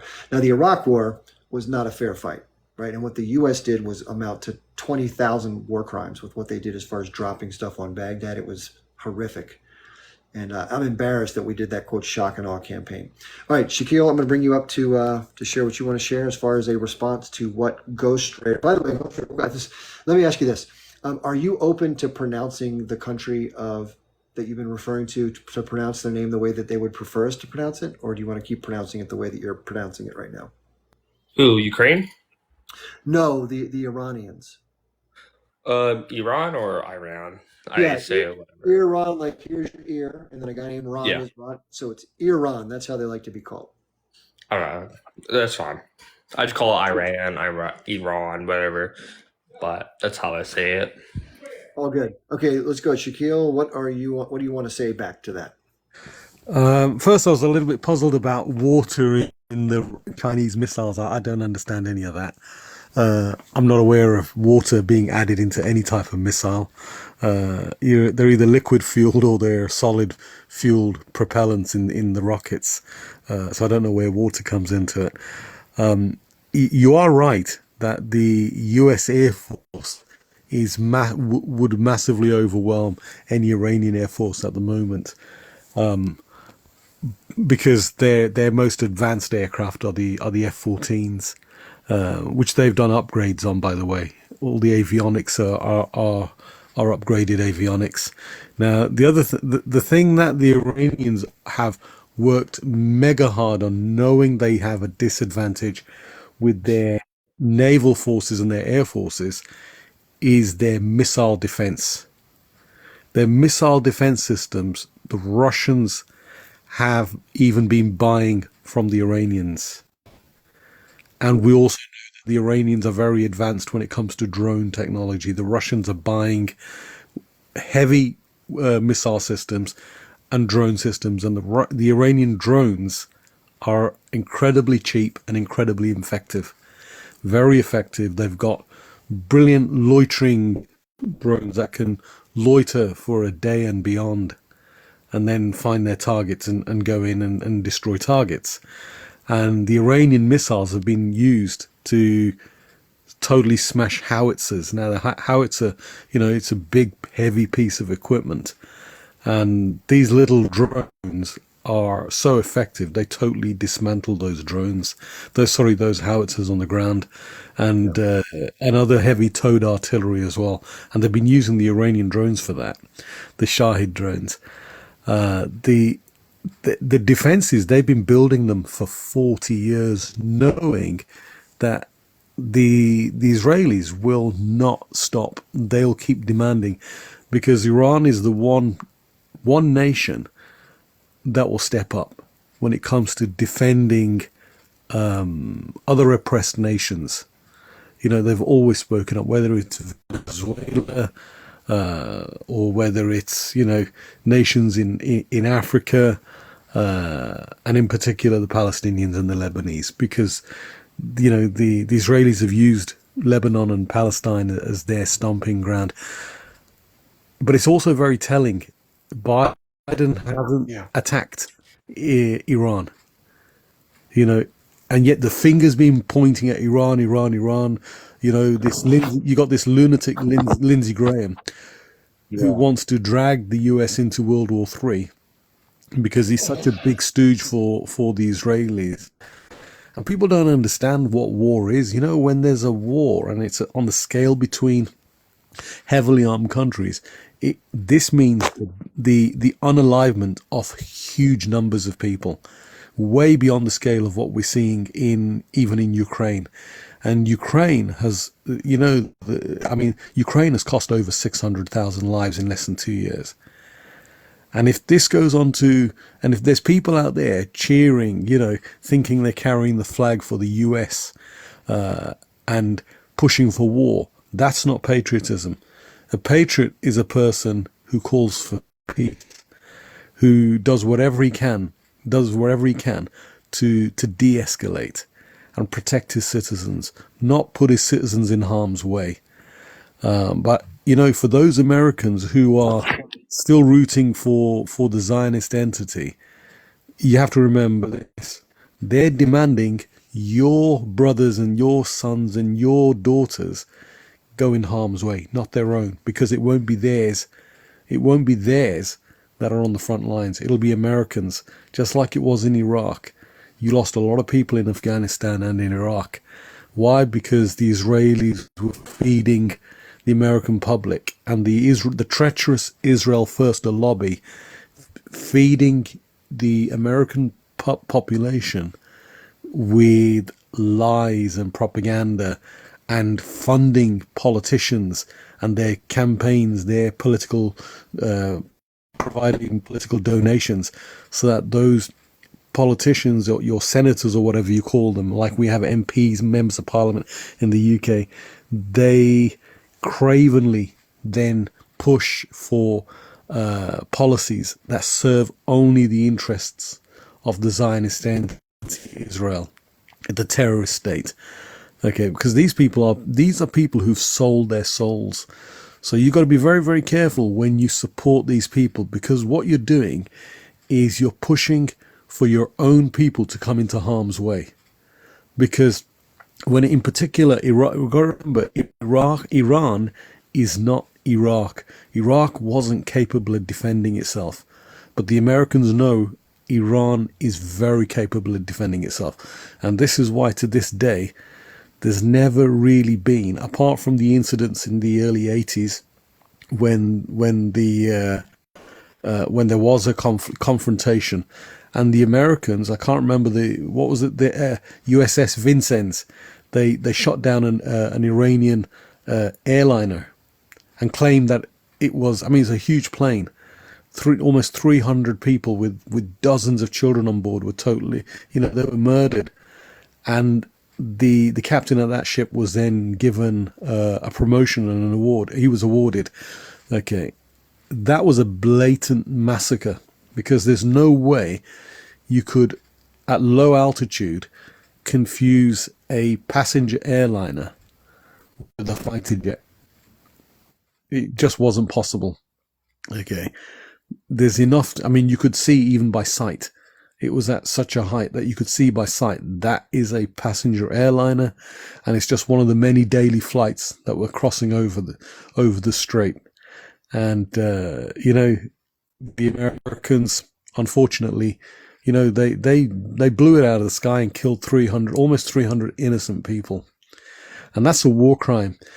And they paid compensation many years later, decades later. They paid compensation, so it's an admission of guilt. Money was paid to the survivors' families, the families of the people who died. And so you have to be very, very careful what you're wishing for and what you're pushing for. And usually what you find is the people who are doing the pushing are people who've never been to war. They've never seen conflict. They don't know what the horrors are. I can't. As someone who's I've been on the front lines of a war, and having seen the carnage that comes with it, and I saw that highway of death, the one that he was talking about earlier, about the fact that the U.S. military came in with Apache helicopters and Hellfire missiles and engaged all these vehicles that didn't need to be. They were actually, just supply trucks, basically, more than anything. And they did it because they could. Same old story. So sound familiar, right? The question is, though, is there an overconfidence? This is a general question to the audience, as well as I want to ask this to Ghost Raider.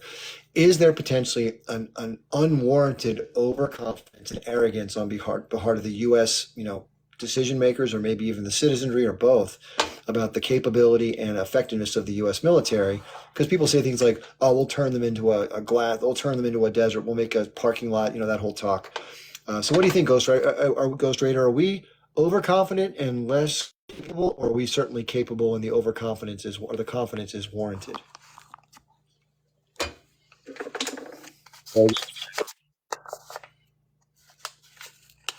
Could you say that all again for me? Appreciate it. I was talking to someone. Was paying attention to you. My fault. Yeah, I'll be real quick. Yeah, I know we went off for a while there. Thanks for waiting. The question is, a lot of people in the United States, including the citizens, seem to think that we have some magical power as a military, like whoever we face, we're going to automatically win against because we're number one or whatever.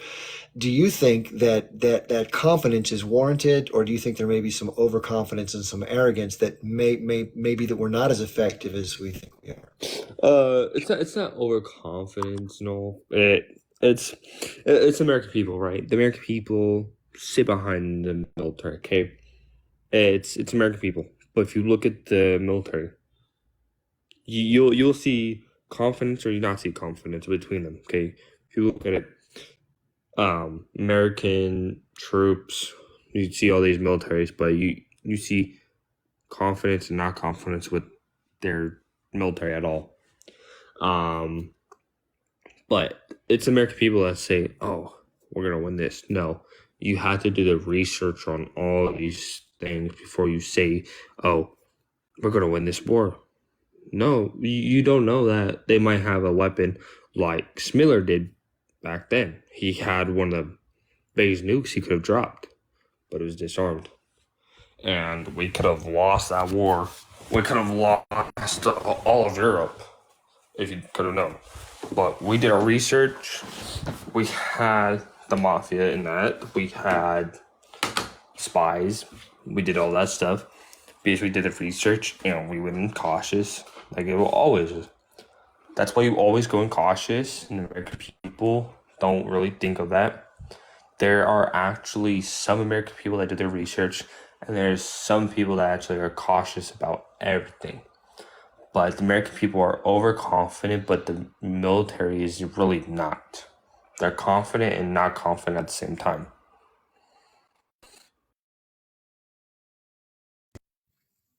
You need to unmute them, Chip. I got the sense that you're sort of talking on both sides of the same. I don't know exactly what you're trying to say. Confident, not. What do you think, Shaquille? Is there confidence warranted, or is there an overconfidence, or neither? What do you think? There's a massive overconfidence. There's a what do they call it? A superiority complex going on. What they have got to understand is that other countries have not stood still. Iran is not the same country that that it was 40 years ago when the Americans and NATO were arming the Iraqis when Saddam Hussein was pushed into attacking Iran. And there was the 8-year war, and over 1 million men died in that. That was a horrific war. And don't forget, the US, Germany, France, Italy, UK supplied chemical weapons to Iraq to attack the Iranians with. The Iranians never once retaliated with chemical weapons, and they had the capacity to do that because of the strict Islamic belief on not creating collateral damage. And this is why the Iranians don't have nuclear weapons either, because they're considered haram, forbidden, meaning that you can only. We've got very strict warfare rules. You know, in particular with the Shia community, we're very strict in adhering to the rules of warfare, and this is why Hezbollah in Lebanon are so effective, because they apply the letter of the Islamic law that we do not harm even a plant or a tree, you know, a non-combatants wherever possible. And so the Iranians have got the same Islamic principle, and that's why they won't go into nuclear weapons, because they know they do not have a nuclear weapon. They've doubled up on their conventional capacities. The Iranians have got a supercavitating torpedo. The Americans don't have this. This is a torpedo which only the Russians got. The Iranians have developed it. You need to look this up. I can't remember the average speed of a normal torpedo. They're not very fast, but the Iranians have got a Actually, torpedo. 200. Hey, For the torpedo, it's like 200. it's a 200-mile-an-hour torpedo underwater, Yeah. and this is like unprecedented. The Iranians have it, and the Americans have got nothing that can stop that. There is nothing in the American arsenal that can stop that torpedo. It's just way too fast. This is indigenously produced Iranian technology. The Iranians hacked into the most advanced drone the Americans had over Kandahar, which was the Sentinel RQ-170 drone. It was $1 billion drone. The Iranians, this was about 10 years ago during Barack Obama's time.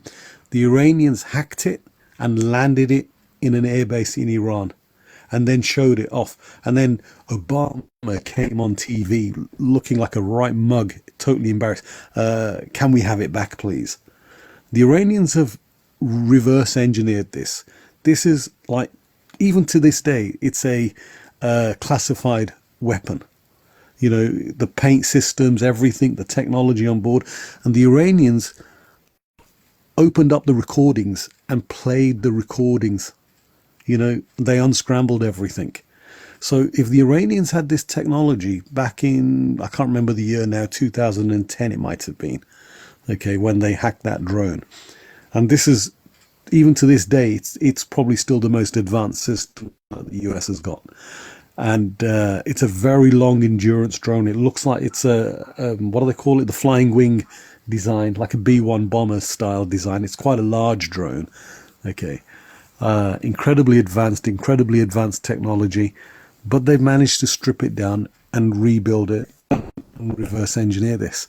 So we're talking about a nation that has got technical capacity to build very advanced systems despite 40 years of sanctions. What you got to remember, Iran has suffered massive sanctions, so they don't have the revenue that they ought to be able to have.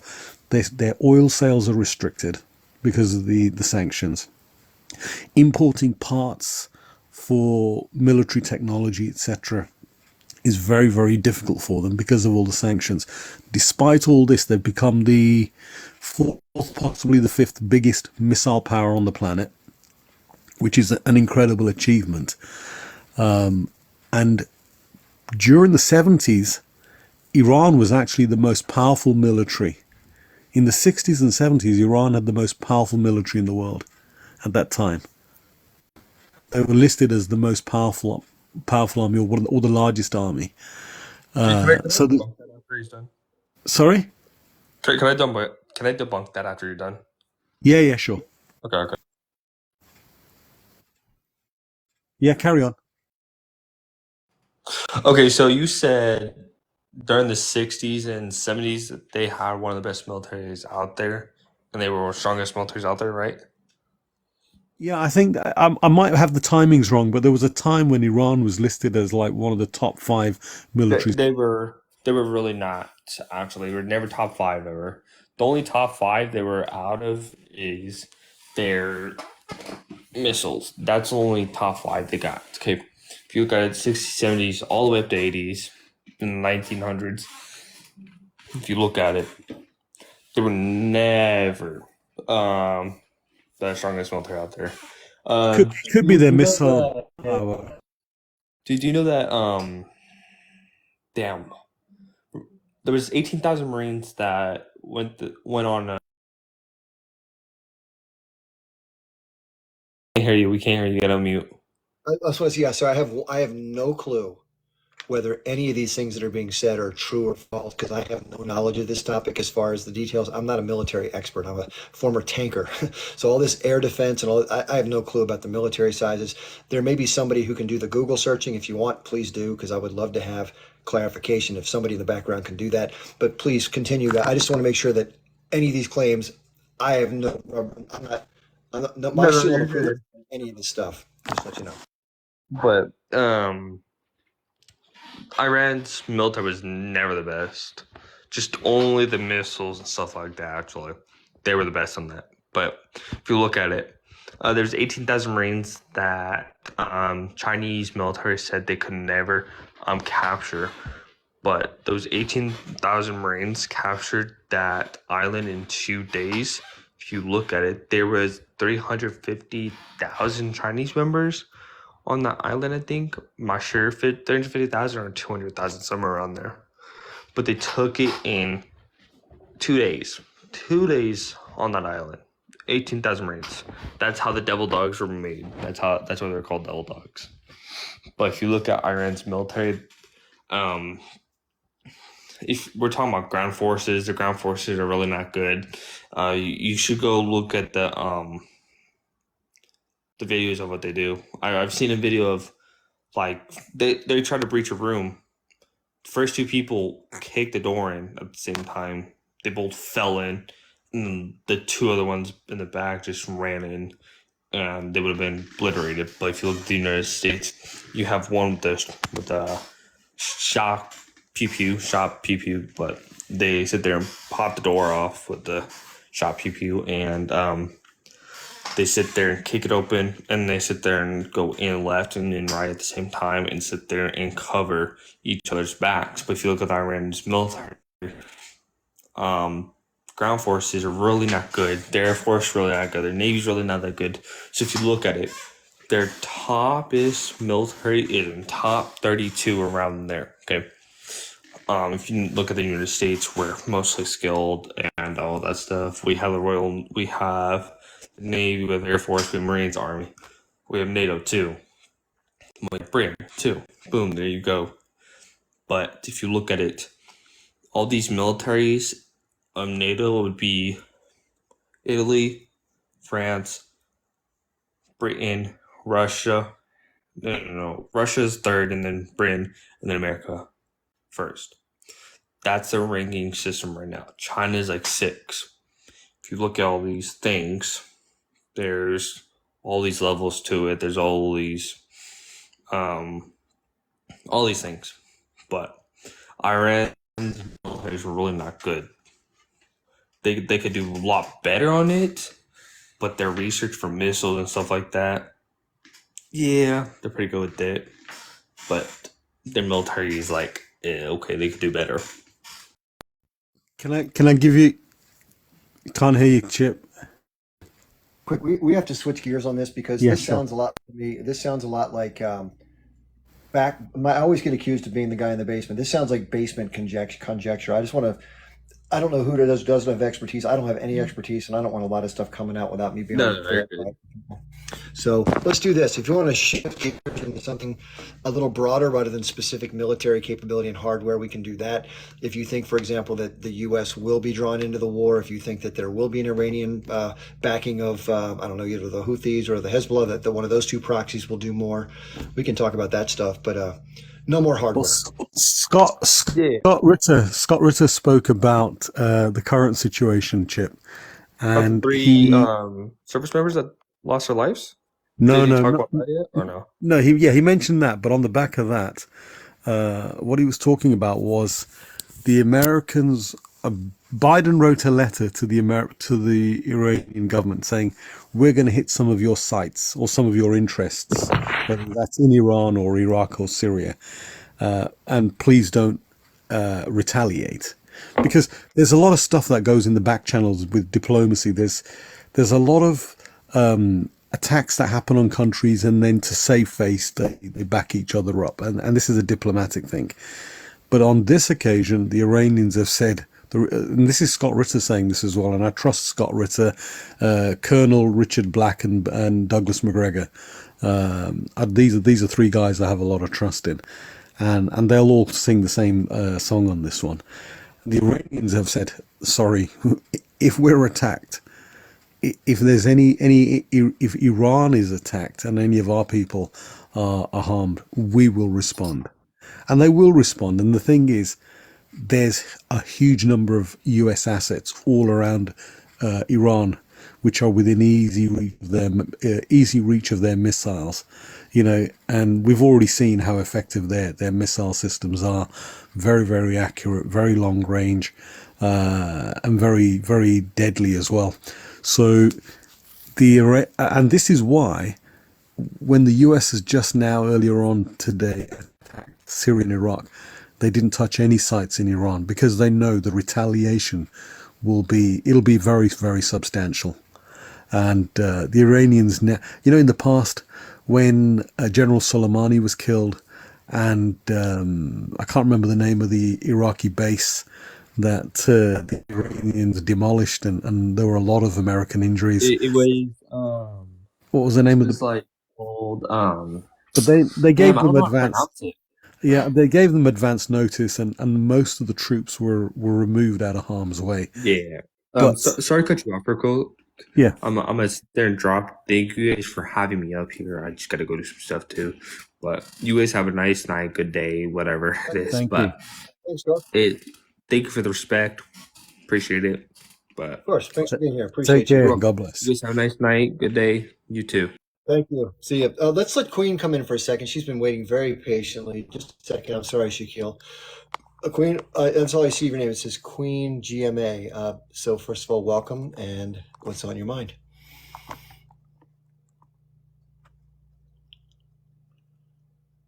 Sorry, the mute button should be available. It should be turned off now if you want to try to come on.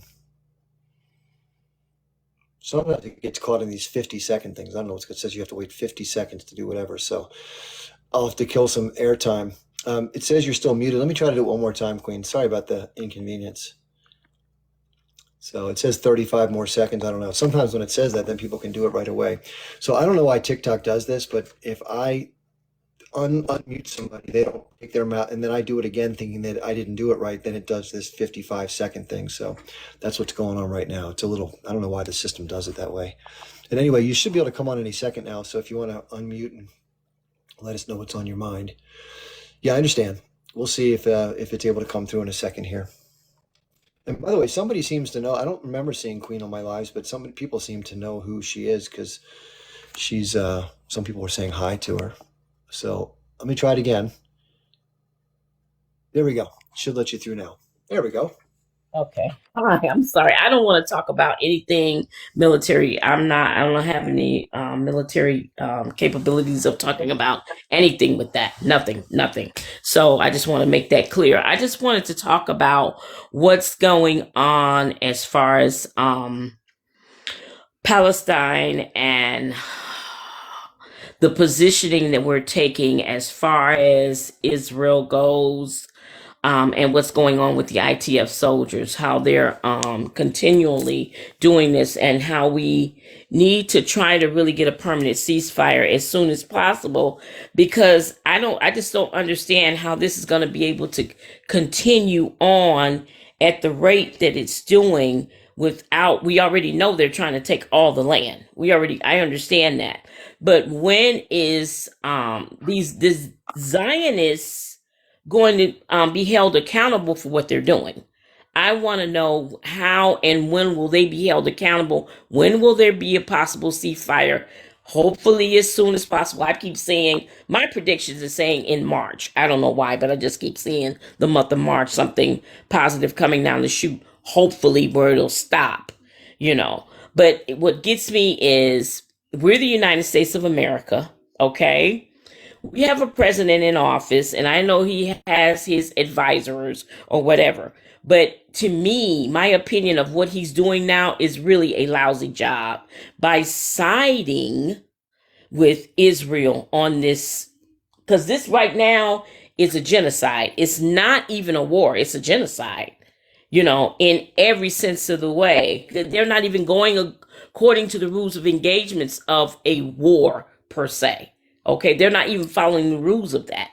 So being, what I'm saying is, being what's going on right now, I need to know, what is your opinion about what's getting ready to happen and how this can be stopped, because it's just inhumane. I heard somebody say earlier, I was inside of a bank. I won't call the name of the bank that I was inside of. And there was a conversation, and one of the bank managers stepped in and said, we were all talking together. It was like 3 or 4 of us together. And he said, I said, well, it's very bad that they are unaliving so many children, innocent children and pregnant women, and, innocents, period. Civilians are being, we always know there's going to be some casualties whenever something like this happens.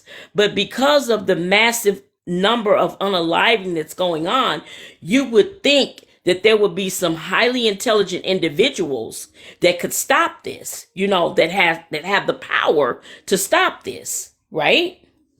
But they're not doing anything, and it's just gotten, unbearable to even have to think about on a daily basis. And one of the managers said, well, the reason why they're unaliving, I think that he said the reason why they're doing the kids like that, because they're thinking the kids are going to grow up and be teased one day. And I was like, what?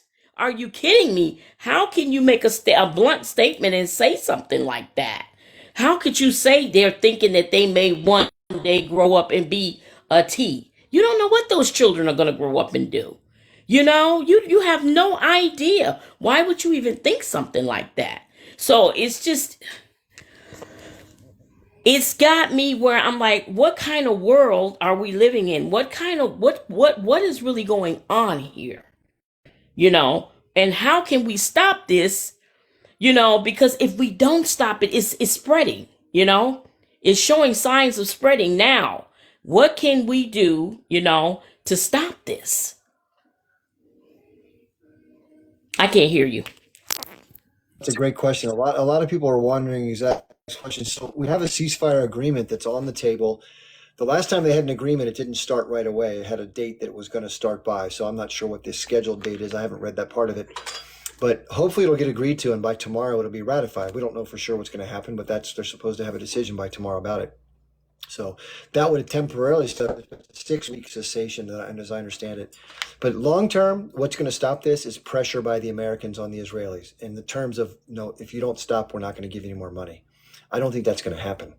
So I think it's going to be up to the Israelis to decide, and the Netanyahu thing. You remember that Netanyahu is facing potential bribery charges, and he's not going to stay as state if this doesn't keep going. So for those reasons alone, they may keep going just for that, which is pretty sick. But I think they also want to keep it going because they want to further degrade the infrastructure of what was North Gaza is gone. But anything they can do to get away with, like going after quote T words that are holding people as human shields in places like, different locations they want to get rid of. If they have targets they've established for years, they want a target in South Gaza, they can now do it. So why not take advantage of that while you have this sort of this blank check to behave how you want to? I think it's going to keep going. I don't think it's going to stop. It may pause temporarily, but as long as Netanyahu is in power, I don't think this is going to stop until somebody makes him stop, because I don't think the guy has I think he has screws loose. I think he and his cabinet members think that they can do what they want and they can handle the Americans, which he's said publicly, and therefore he's going to keep trying to do that. So it may take the better part of next year, and may take somebody coming to power the next year after that in January to stop it, which seems unbelievable to say, but I don't think the Biden administration is going to do anything to force the hand of the Israelis, is my guess.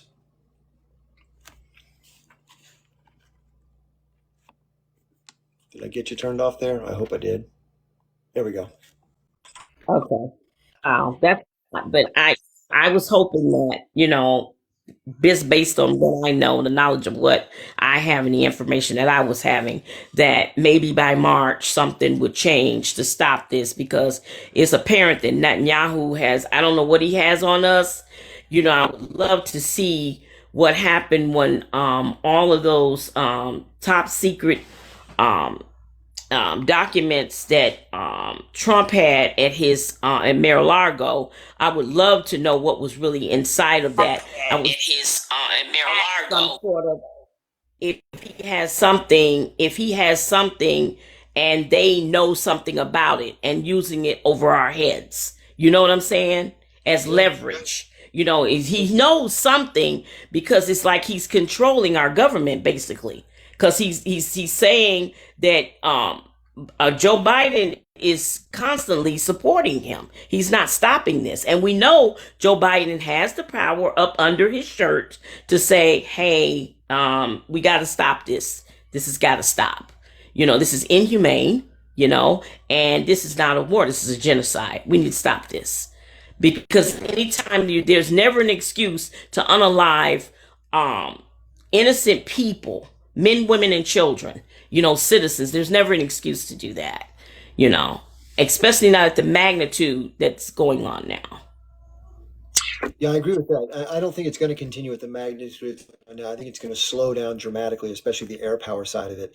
I don't know what the ground stuff's going to happen, but there's only so much you can destroy from above and so many civilians you can unalive before people are like, listen, you can't claim you're going after that. It's impossible for that. So I think they've kind of played that card.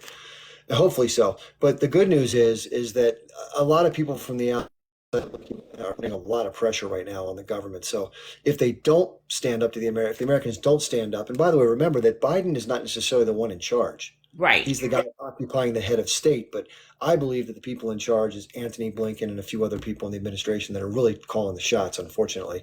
And maybe even to some extent Barack Obama, who, by the way, people think plays an inordinate role right now in the government, which obviously is not supposed to be the case. But he even said publicly, it'd be great if I could have somebody basically take my place who I could speak into their ear and I could still make the decisions. That's what he said publicly. So this could be exactly that. Thank you for coming up, Queen. I appreciate you being here. Oh, thank you. Thanks a lot. Come back, please. I hope. Good guest. Yeah, good question. I think a lot of people are thinking that, like, why in the hell aren't they doing something, right? I mean, it seems unfathomable that this could be allowed to continue. The fact that it's even happened up to this point seems unfathomable. Okay, we have Julie who's here. And by the way, if you don't mind, can you moderate the panel for another five? I need to take a little 5 minute break. We're at the 10 o'clock mark, and we'll go till about maybe 10:30, 11ish. Do you mind doing that, Riri? Yes, yes, sure, Chip. All right. So next is going to be Julie. Thank you so much. Welcome back, everybody. Thanks for your patience. Glad to have you here. Please go ahead, Riri. Uh, yeah, sure. Julie, yeah, there you go. Yes, Julie. Thank you. Hi, everybody. Hey.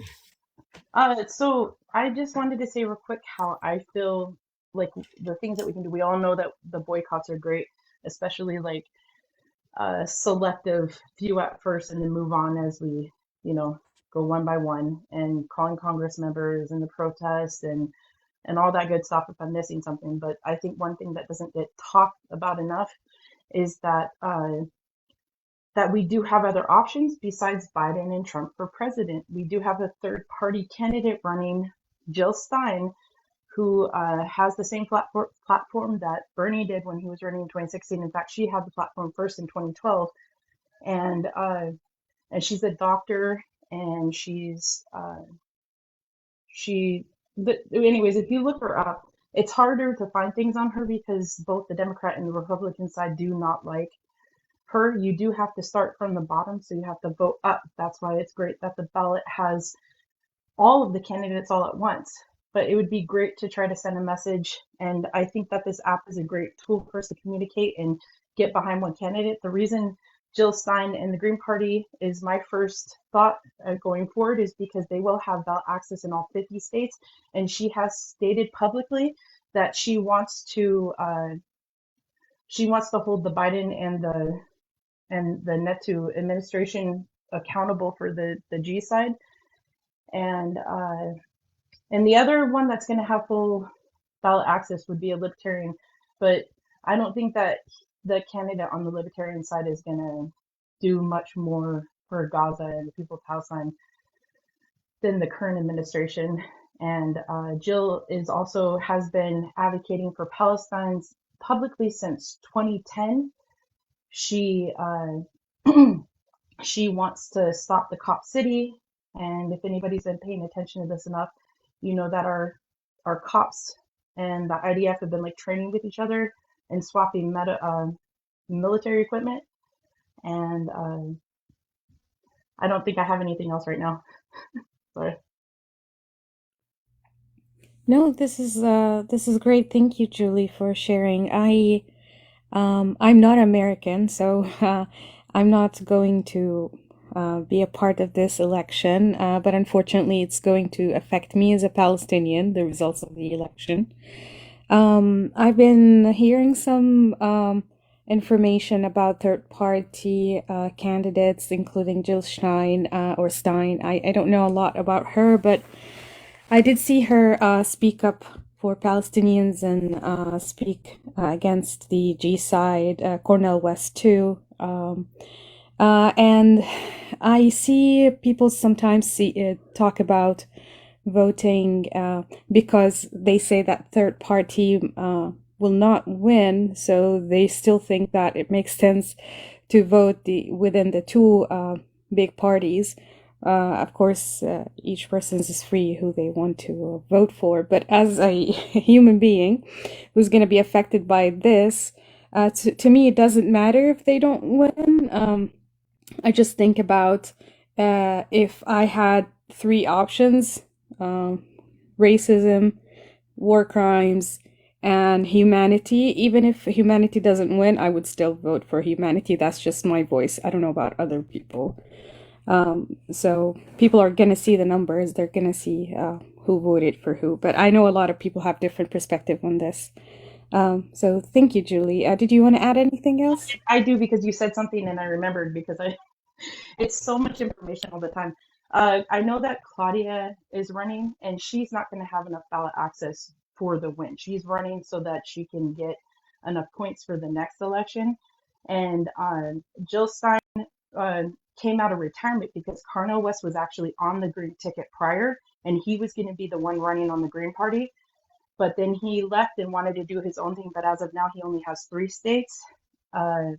as far as ballot access. And Jill Stein's, at this point, the last time I checked, she has at least 28, and they're projected to get 50 states with. And last time she ran, she only had 48 states. So there's that too. I just wanted to add that real quick. And it's, if we all back the same person, it's possible. All the people that don't vote or don't want to vote and know they can't vote for Joe and know they can't vote for Trump, we do have a third party that has the ballot access to win. And it's worth it to go check her platform.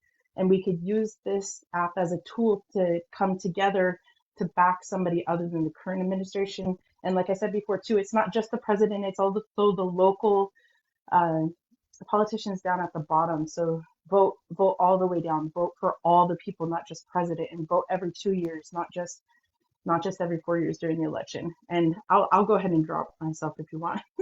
Sorry. That's actually very, very important that people need to participate in the election of the government, not just the presidential election. That's very important. Thank you, Julie, for sharing this information. I see next we have Free Palestine. Yes, Free Palestine. Hi. Actually, when I came, he was talking about Biden and Israel. I just want to talk about. I don't know if like Biden administration they have any says over Israeli extremist government in Tel Aviv now. So like yesterday when Biden was talking about the settlers' violence in the West Bank, and they want to put like sanction on some of their leaders. Like hour after that, Israel government decided to add like 7,000 units to build in West Bank. And it's just like, you feel like they really don't care about what Biden administration will say unless they just will take. So like they will take all the support, the weapons, the money, but when Biden asks them to do anything, it sounds like they don't really care. And you know, many of them, they said we are not a star on American flag. And I don't know really if Biden administration can do anything to stop the war in Gaza, or if they don't want to stop it. So I was going to ask Chip about that, but I think he's not there. But I can pass to Truth. Yes, Chip is going to be unavailable for a few minutes, but he's going to come back, and feel free to stay on the panel if you want to discuss this with him when he comes back. But I actually agree with you. I also have seen the tweets that Bibi Netanyahu have made in response to when Joe Biden talked about the two states, just challenging and refusing what Joe Biden has said, and the response with the settler sanction. But Free Palestine, are you familiar with the old clip from Netanyahu, which is leaked from his I think it's his living room, talking about how the U.S. is kind of in his pocket. He's not worried about that. Yeah, I remember. I saw that video. Like he said, like, yeah, don't worry about the U.S. I will carry that. Like, I will take care of Yes. that. So, yeah, but I think Chip is back. So, Yes, he's back. Like when yesterday they want to put sanction on the settlers' leaders for the violence, and then after just less than an hour, they decide to build another 7,000 units in West Bank. It's like sound like this just slapping the Biden administration. And it's really like Biden administration has no says over this government, or they just don't want to put pressure on them. And I don't know if you have an answer for that. I'm sorry, I can't hear Chip for somehow. Sorry. Remember, the settlements have been going on for decade after decade, administration after administration, with no slowdown. I mean, there's always been condemnation from the international community as well as the American government. Just keep on keeping on. It doesn't matter. They do what they want as far as the territory, because let's face it, the advocacy for the Palestinian side, there's no super, very large political pushback. So they don't have to go in and intervene. And of course, it's terribly unfair to Palestinians, but it's just something that's just continued unabated for decades. Yeah, but I mean, with all, I don't think like like the support Biden give to Israel with this war is like unlimited, and then they don't just like waited an hour yesterday after he put the sanction on the T settlers in West Bank to announce that we're gonna build another 7,000 units. You know what I mean? Like it's just they don't show any.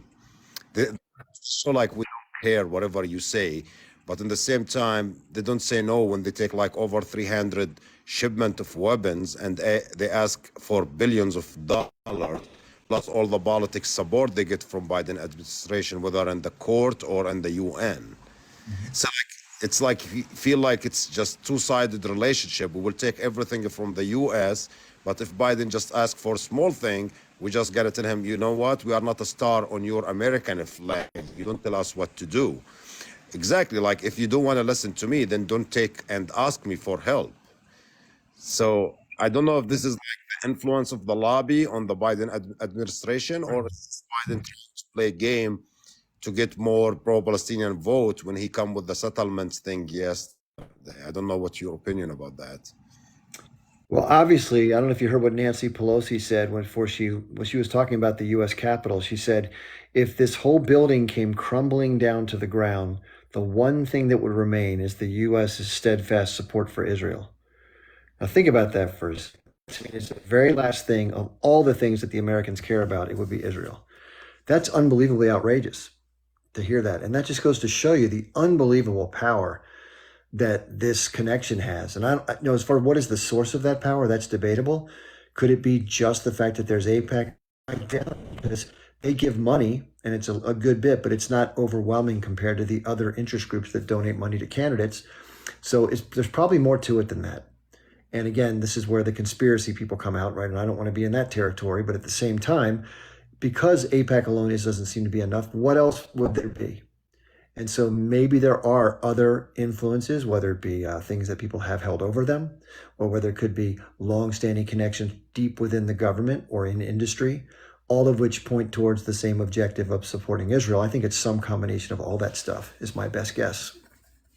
I'm gonna ask you the last question, and then I will drop like what America get in return to support Israel? I see it's like always lose. Like if we'll just talk about this war, all the money, all the weapon, then now you lost 3 soldiers in Jordan, then you got like tens of attacks on American military bases in Iraq and Syria because of the U.S. support to Israel. But what the American people, I'm not talking about the government, let's say the politicians, they are corrupted, they get $100,000 to support Israel, which is like so cheap. I see like these politicians so cheap. They should ask for more, honestly, but that's fine. But what the American people get in return to support Israel, and I just want to add one thing. If you look at the map, U.S. has like military bases in most of the Middle Eastern country, exclude Israel. Well, it's because it doesn't need one because it already has a military outpost, which is the Israeli military. It would put the one there if it didn't.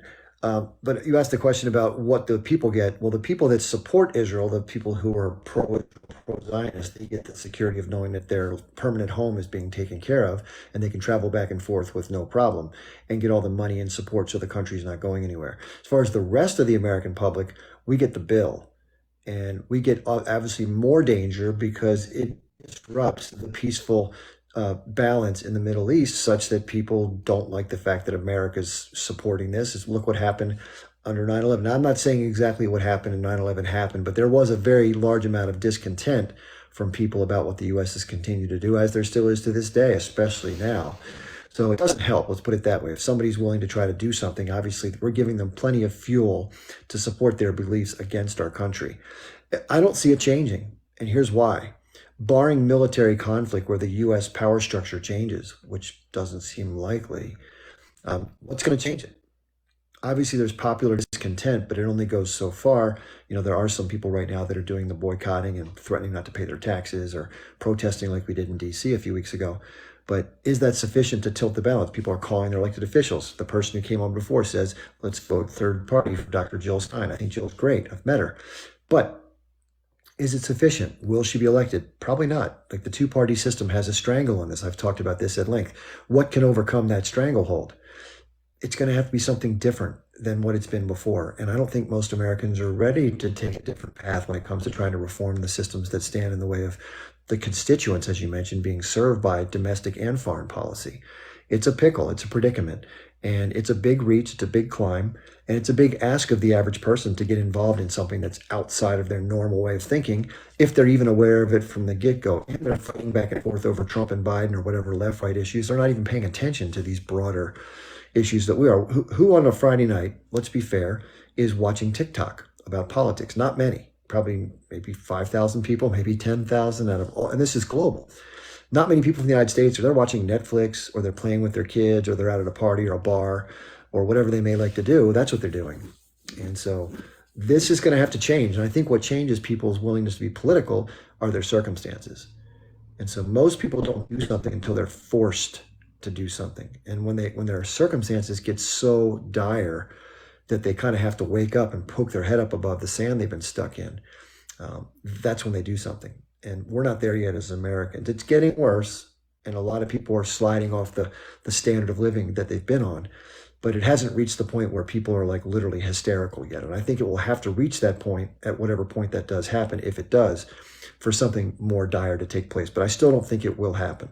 And I think the powers that be are not stupid, and they're sort of seeing the future of this chessboard, and they're putting things in place now that will make it far more difficult for those things to happen, even if they were to happen. And that's a very sombering thing to say, right? I mean, I don't want to say something like that that's so like cold water in the face, but that is the power structure that exists, and it's been built for it's taken many decades to build this in place. It's evolved slowly but steadily, and here we are.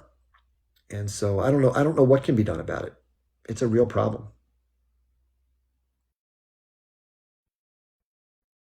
Sorry if I have you depressed. I didn't mean to depress you. Sorry. Thank you to have me, man. Thank you. Yeah. Yeah, that's a lot, right? It's not fun to hear that. Thanks for being here. Really appreciate it.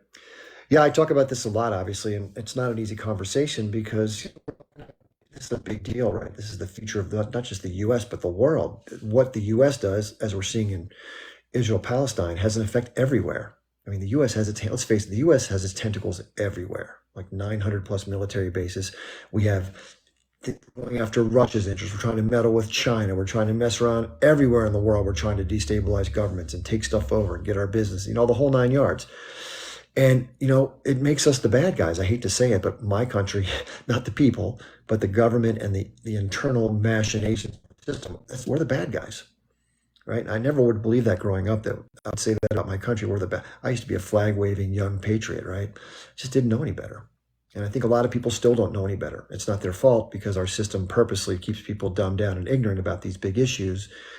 But like George Carlin said, he said the American public and the government does not want people to be like critical thinkers and like well-rounded, know history, understand government. They want them just smart enough to be able to turn the knob and do the job, but not smart enough to question things, which makes money for the establishment, keeps everything in check. And that's where we are. Okay, let me let Truth and Justice for Palestine come on up. How are you doing? More or less answer my questions before I even started speaking there. I think you knew what I was going to say. Yeah, when I was on with you. Yeah, fair play, man. Look, we're on the same page. I know you muted no, it's no harm there, but okay, I appreciate what you're doing. I think the American people need to get on board with what's going on in the world. I do think you're trying to highlight it in the best way you can.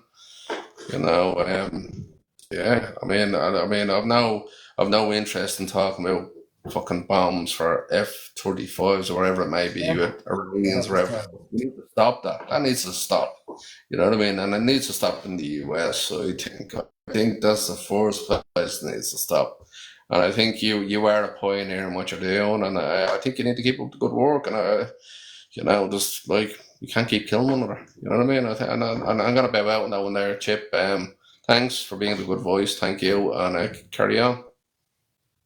Thank you very much. Thanks so much for being here. Yeah, it sounds like he may be from somewhere across the pond, like maybe even in Ireland or something like that. And I think that that's quite late, actually. If it's 10:24 here, 5 hours ahead, that's what, 3:24 in the morning, if I'm not mistaken. That's late. So thank you for staying up late to be here. Really appreciate that. Riri's still here. Let me see if there's any more questions in the comments. I didn't get to see all the questions because I had to take care of something for a few minutes. So I apologize if I missed your questions. There are a lot of people doing lives now, especially on Friday night. So there's probably a number of people all over the place. I do want to recommend a couple people. I'm not somebody who wants to have all the eyes and ears on me constantly, even though we're supposed to chase followers. But I do like to share good people. So a content creator who doesn't go live, but he does good video content. You may have seen him. You may be following him. He goes by Midwestern Marks.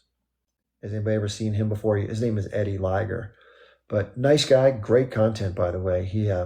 He's sort of a socialist thinker and believes in class struggle and the fact that this left-right divide that's been falsely portrayed through the media and has kept people fighting for decades is obviously the completely wrong thing. We need to work together, put aside the other differences and focus on the real problem, which is North and South, the oligarchy.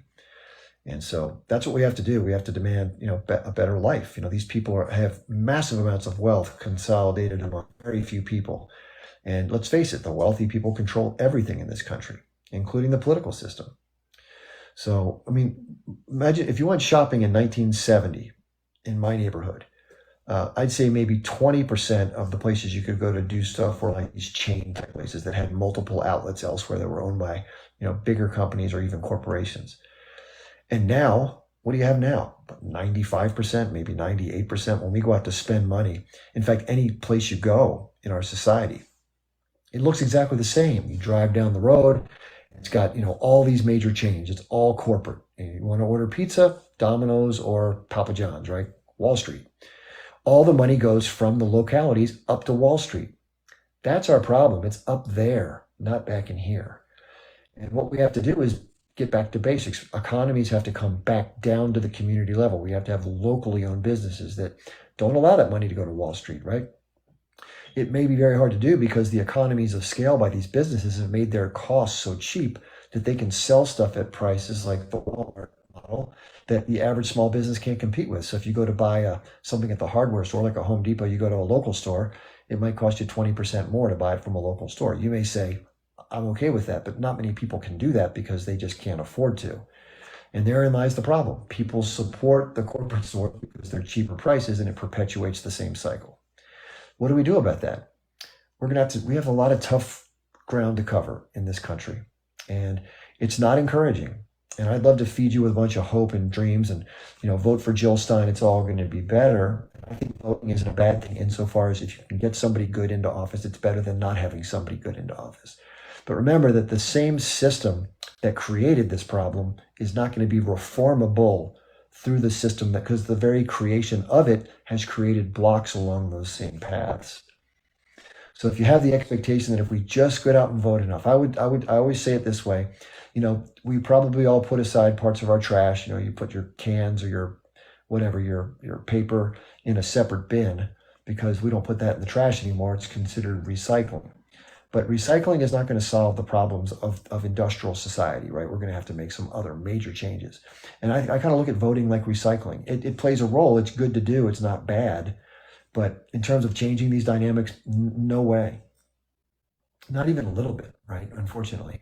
So it's good to get somebody good. And I'm working on behalf of Diane Sayre, the independent candidate for New York. I think she's a good person. I think she's got good things on peace and on getting rid of the central banks, which is one of the big problems we have in terms of monetary policy.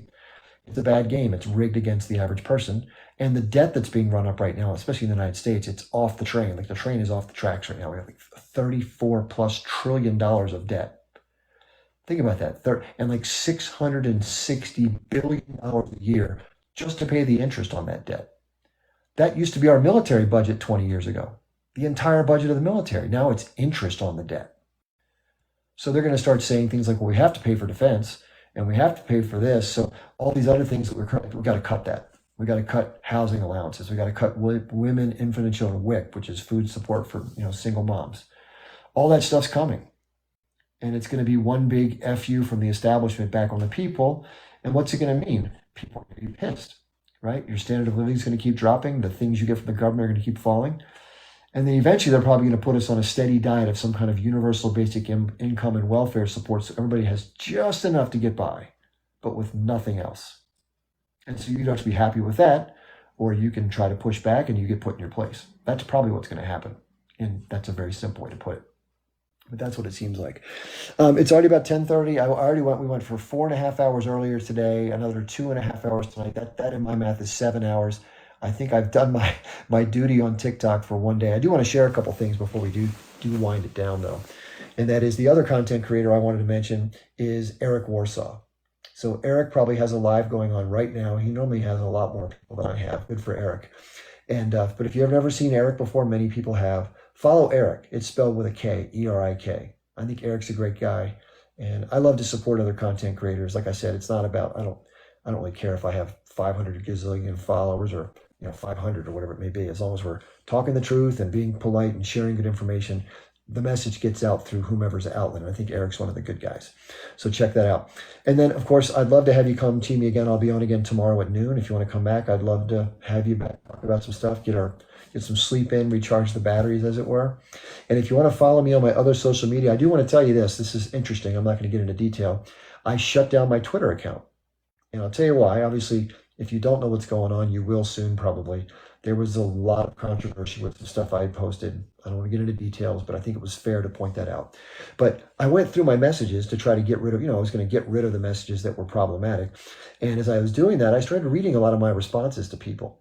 And I didn't like the tone that I was taking on all my responses, all my posts. It was very, I try to be very polite and down the middle here. I was being kind of, not mean, but not as nice, is what I could tell you. And I just didn't like it. And I'm like, why am I behaving that way on this platform versus the way I carry myself? And I just decided for now, I'm going to take a little time away and see if I can keep away from stuff like that. Because we all have so much FaceTime and so much screen time. And that's one less thing I'll be sticking my face in, thank goodness. I was very active there, by the way. So we'll see. But anyway, but if you want to check my other social media out, minus my Twitter, there are a list of people that I follow, speaking of promoting other content creators, that I had listed on my Twitter. So I'm going to take that and put it in a separate link and put it on my Linktree sometime tomorrow when I get a chance to work on that. So I'll do that. And if you don't know what that is, I have a bunch of YouTube channels and a bunch of individual either personalities or authors or whomever that I found very useful in my knowledge journey. This has taken me 7 to 10 years to put together. So I hope you'll value that. It'll be up soon. And then I have other things. Of course, I have Instagram, I have YouTube. These are recorded. So if you came on late and you want to go back and listen to parts of it, tonight was a weird one because we talked about military armaments, which I've never done before, and I know very little about, even though I'm an Army guy. We were talking about Air Force and air defense, and these are different branches of the Army, and I'm not as familiar with some of the equipment that they ever sell. So anyway, not my cup of tea, but I let it flow because people seem to be doing it, but I probably won't do that again for those of you who are like shaking their head like, nope, that's not what I want to talk about. We also talked at the beginning about food. I won't do that all the time either, I promise. So weird episode, but every once in a while you kind of veer off the tracks. But in my social media links, just, you'll see these up on my YouTube and my Rumble. Rumble's just another version of YouTube. So if you go into there, probably by tomorrow midday, today, both of today's lives will be up on there. Part 1, part 2. There's that. In the middle of my Linktree, it's in my bio. If you click on Linktree Chip Barnes, it's a clickable link. It'll show you all my social media that I'm talking about, how to get there. But if you click through there, you'll see in the middle are some Telegram groups. And if you don't know what Telegram is a messaging app that's free, and you can go through the list of different things. It's self-explanatory. One's called Palestine in Focus. There's another one called Action for Change, which is very similar to these big picture issues about trying to get around these problems we're talking about. These are conversations that people are having. So I just wanted to facilitate some of that. And then again, towards the bottom, if you want to help me out, I'm doing this. I'm not doing it for money, but life doesn't happen without money, at least the basic bills. So if you want to chip in $5 a month on my Patreon or whatever you can afford, it'd be super appreciated, but I'm not putting any pressure on anybody. I'm not a telethon, whatever it is. So that's what's going on for now. Whoever modded, if Riri was in here modded, thank you for doing that, Riri. I appreciate that. And for all of you who stuck it out the entire night, thank you so much for your support. I wouldn't be doing this if it wasn't for the audience, and it's been great. Great questions, great participation. Thank you for the likes and the gifts, etc. So I'll be here at noon tomorrow. I will see you all then. I hope you have a wonderful rest of your day/evening.